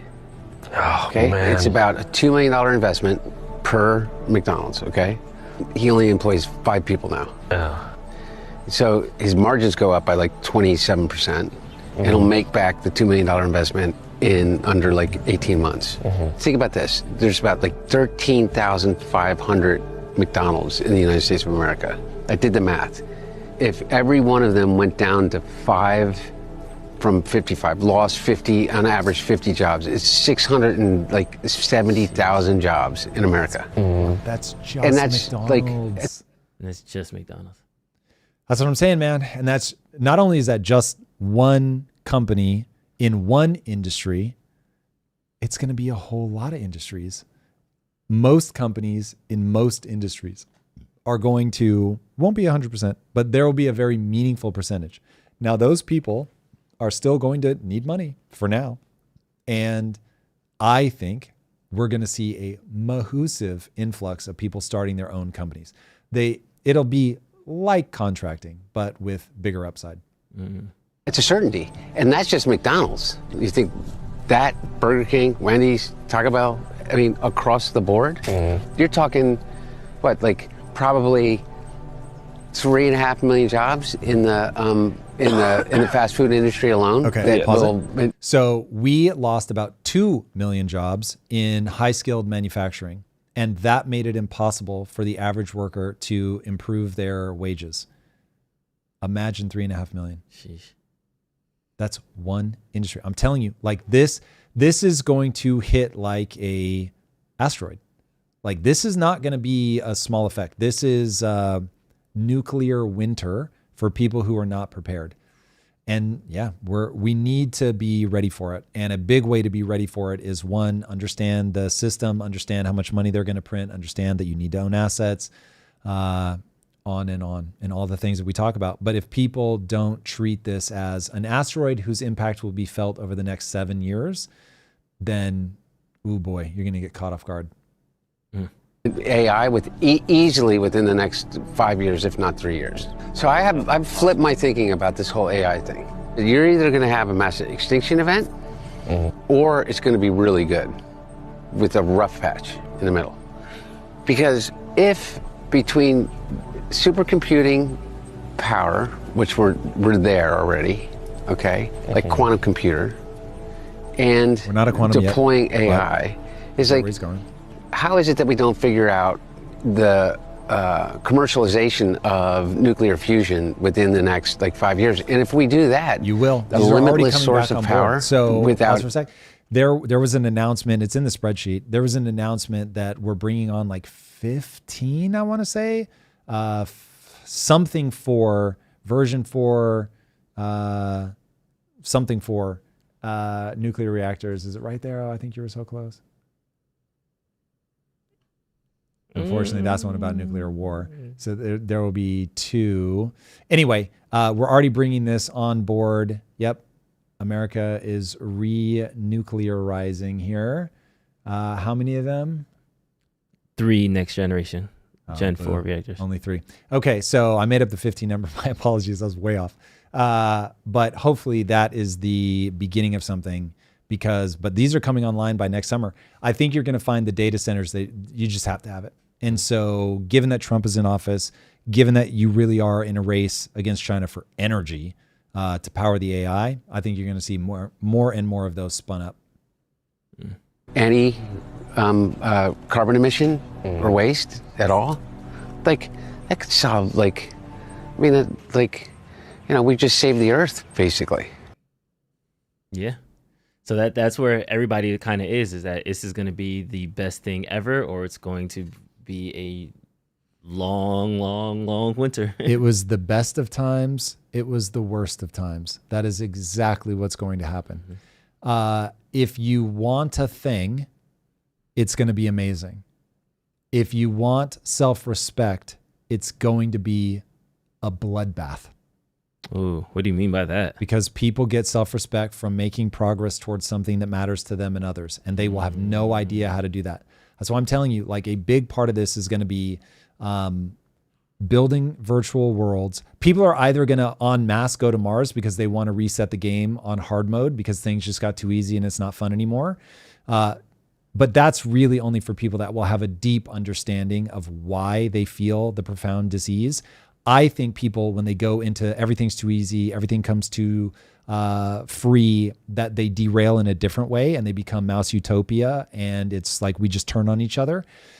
So assuming that we can get through that, I think this is where people turn to virtual experiences where it's like, okay, cool. I want to go on the greatest adventures ever without putting my body at physical risk. And that's where I think this gets extraordinary, where you're like, yo, I'm really invested in this thing, like going on these quests, and just not risking your physical body. Because in a world of abundance, that risk becomes a choice. Going to Mars, there will be plenty of people that choose it. It's crazy that this is a real conversation. Many people will choose it, but you really are putting yourself at risk. And so my gut instinct is, okay, I can go live this really isolated, really difficult, scary life on Mars, but I get to terraform a planet and be a part of that. And I'll be one generation of people that make this a thing that's going to appeal to a lot of people. Or I can go on these insane adventures. And I think a lot of people are going to choose that. Yeah. And somebody even said it this is drug dealing Hunter Biden. Yeah. So even when the crackhead says it, that's how you know it's coming, guys. So be prepared. There are a lot of crack jokes. I would imagine, especially he didn't look great. Not going to lie. Now, maybe it's just a hard light, but just the crack jokes in the comments alone will fuel his content to see more people. It'll be worth it to me. All right, let's do some reacts. Robots will certainly get to Mars first. Rick, you are correct about that. And yes, if I'm giving you Total Recall vibes, I get it. But that's something we actually never talk about, which is memory manipulation. That is almost certainly coming. So get ready for that. We've got a couple super chats too, if you want to get to those now or in a minute. Let's do this last one. I saw this kind of go viral around this weekend. Wanted to see. I love when Tom gives us relationship advice because he's one of the non-toxic relationships in my life. So I saw this and it immediately made me think of you. It was like, okay, I wonder what Tom's reaction would be because we were traveling at the time. Oh God. I really hope Lisa's still in the feed because I'm going to need to say some things and people need to understand this is where people are going to be like, we got to get Lisa out of there. I promise you what I'm going to say is real, but okay. All right. There's no audio. It's yeah, the audio is correct. So for those of you not looking at your phones, there was a guy at a bar with his wife and at an airport bar. He is being henpecked. So she's like fucking chewing into him about something. He's got his eyes like scrunched closed and his hand like pressed into his face. This is a man who's not having a good time. Yeah. Okay. Oh God. Here we go.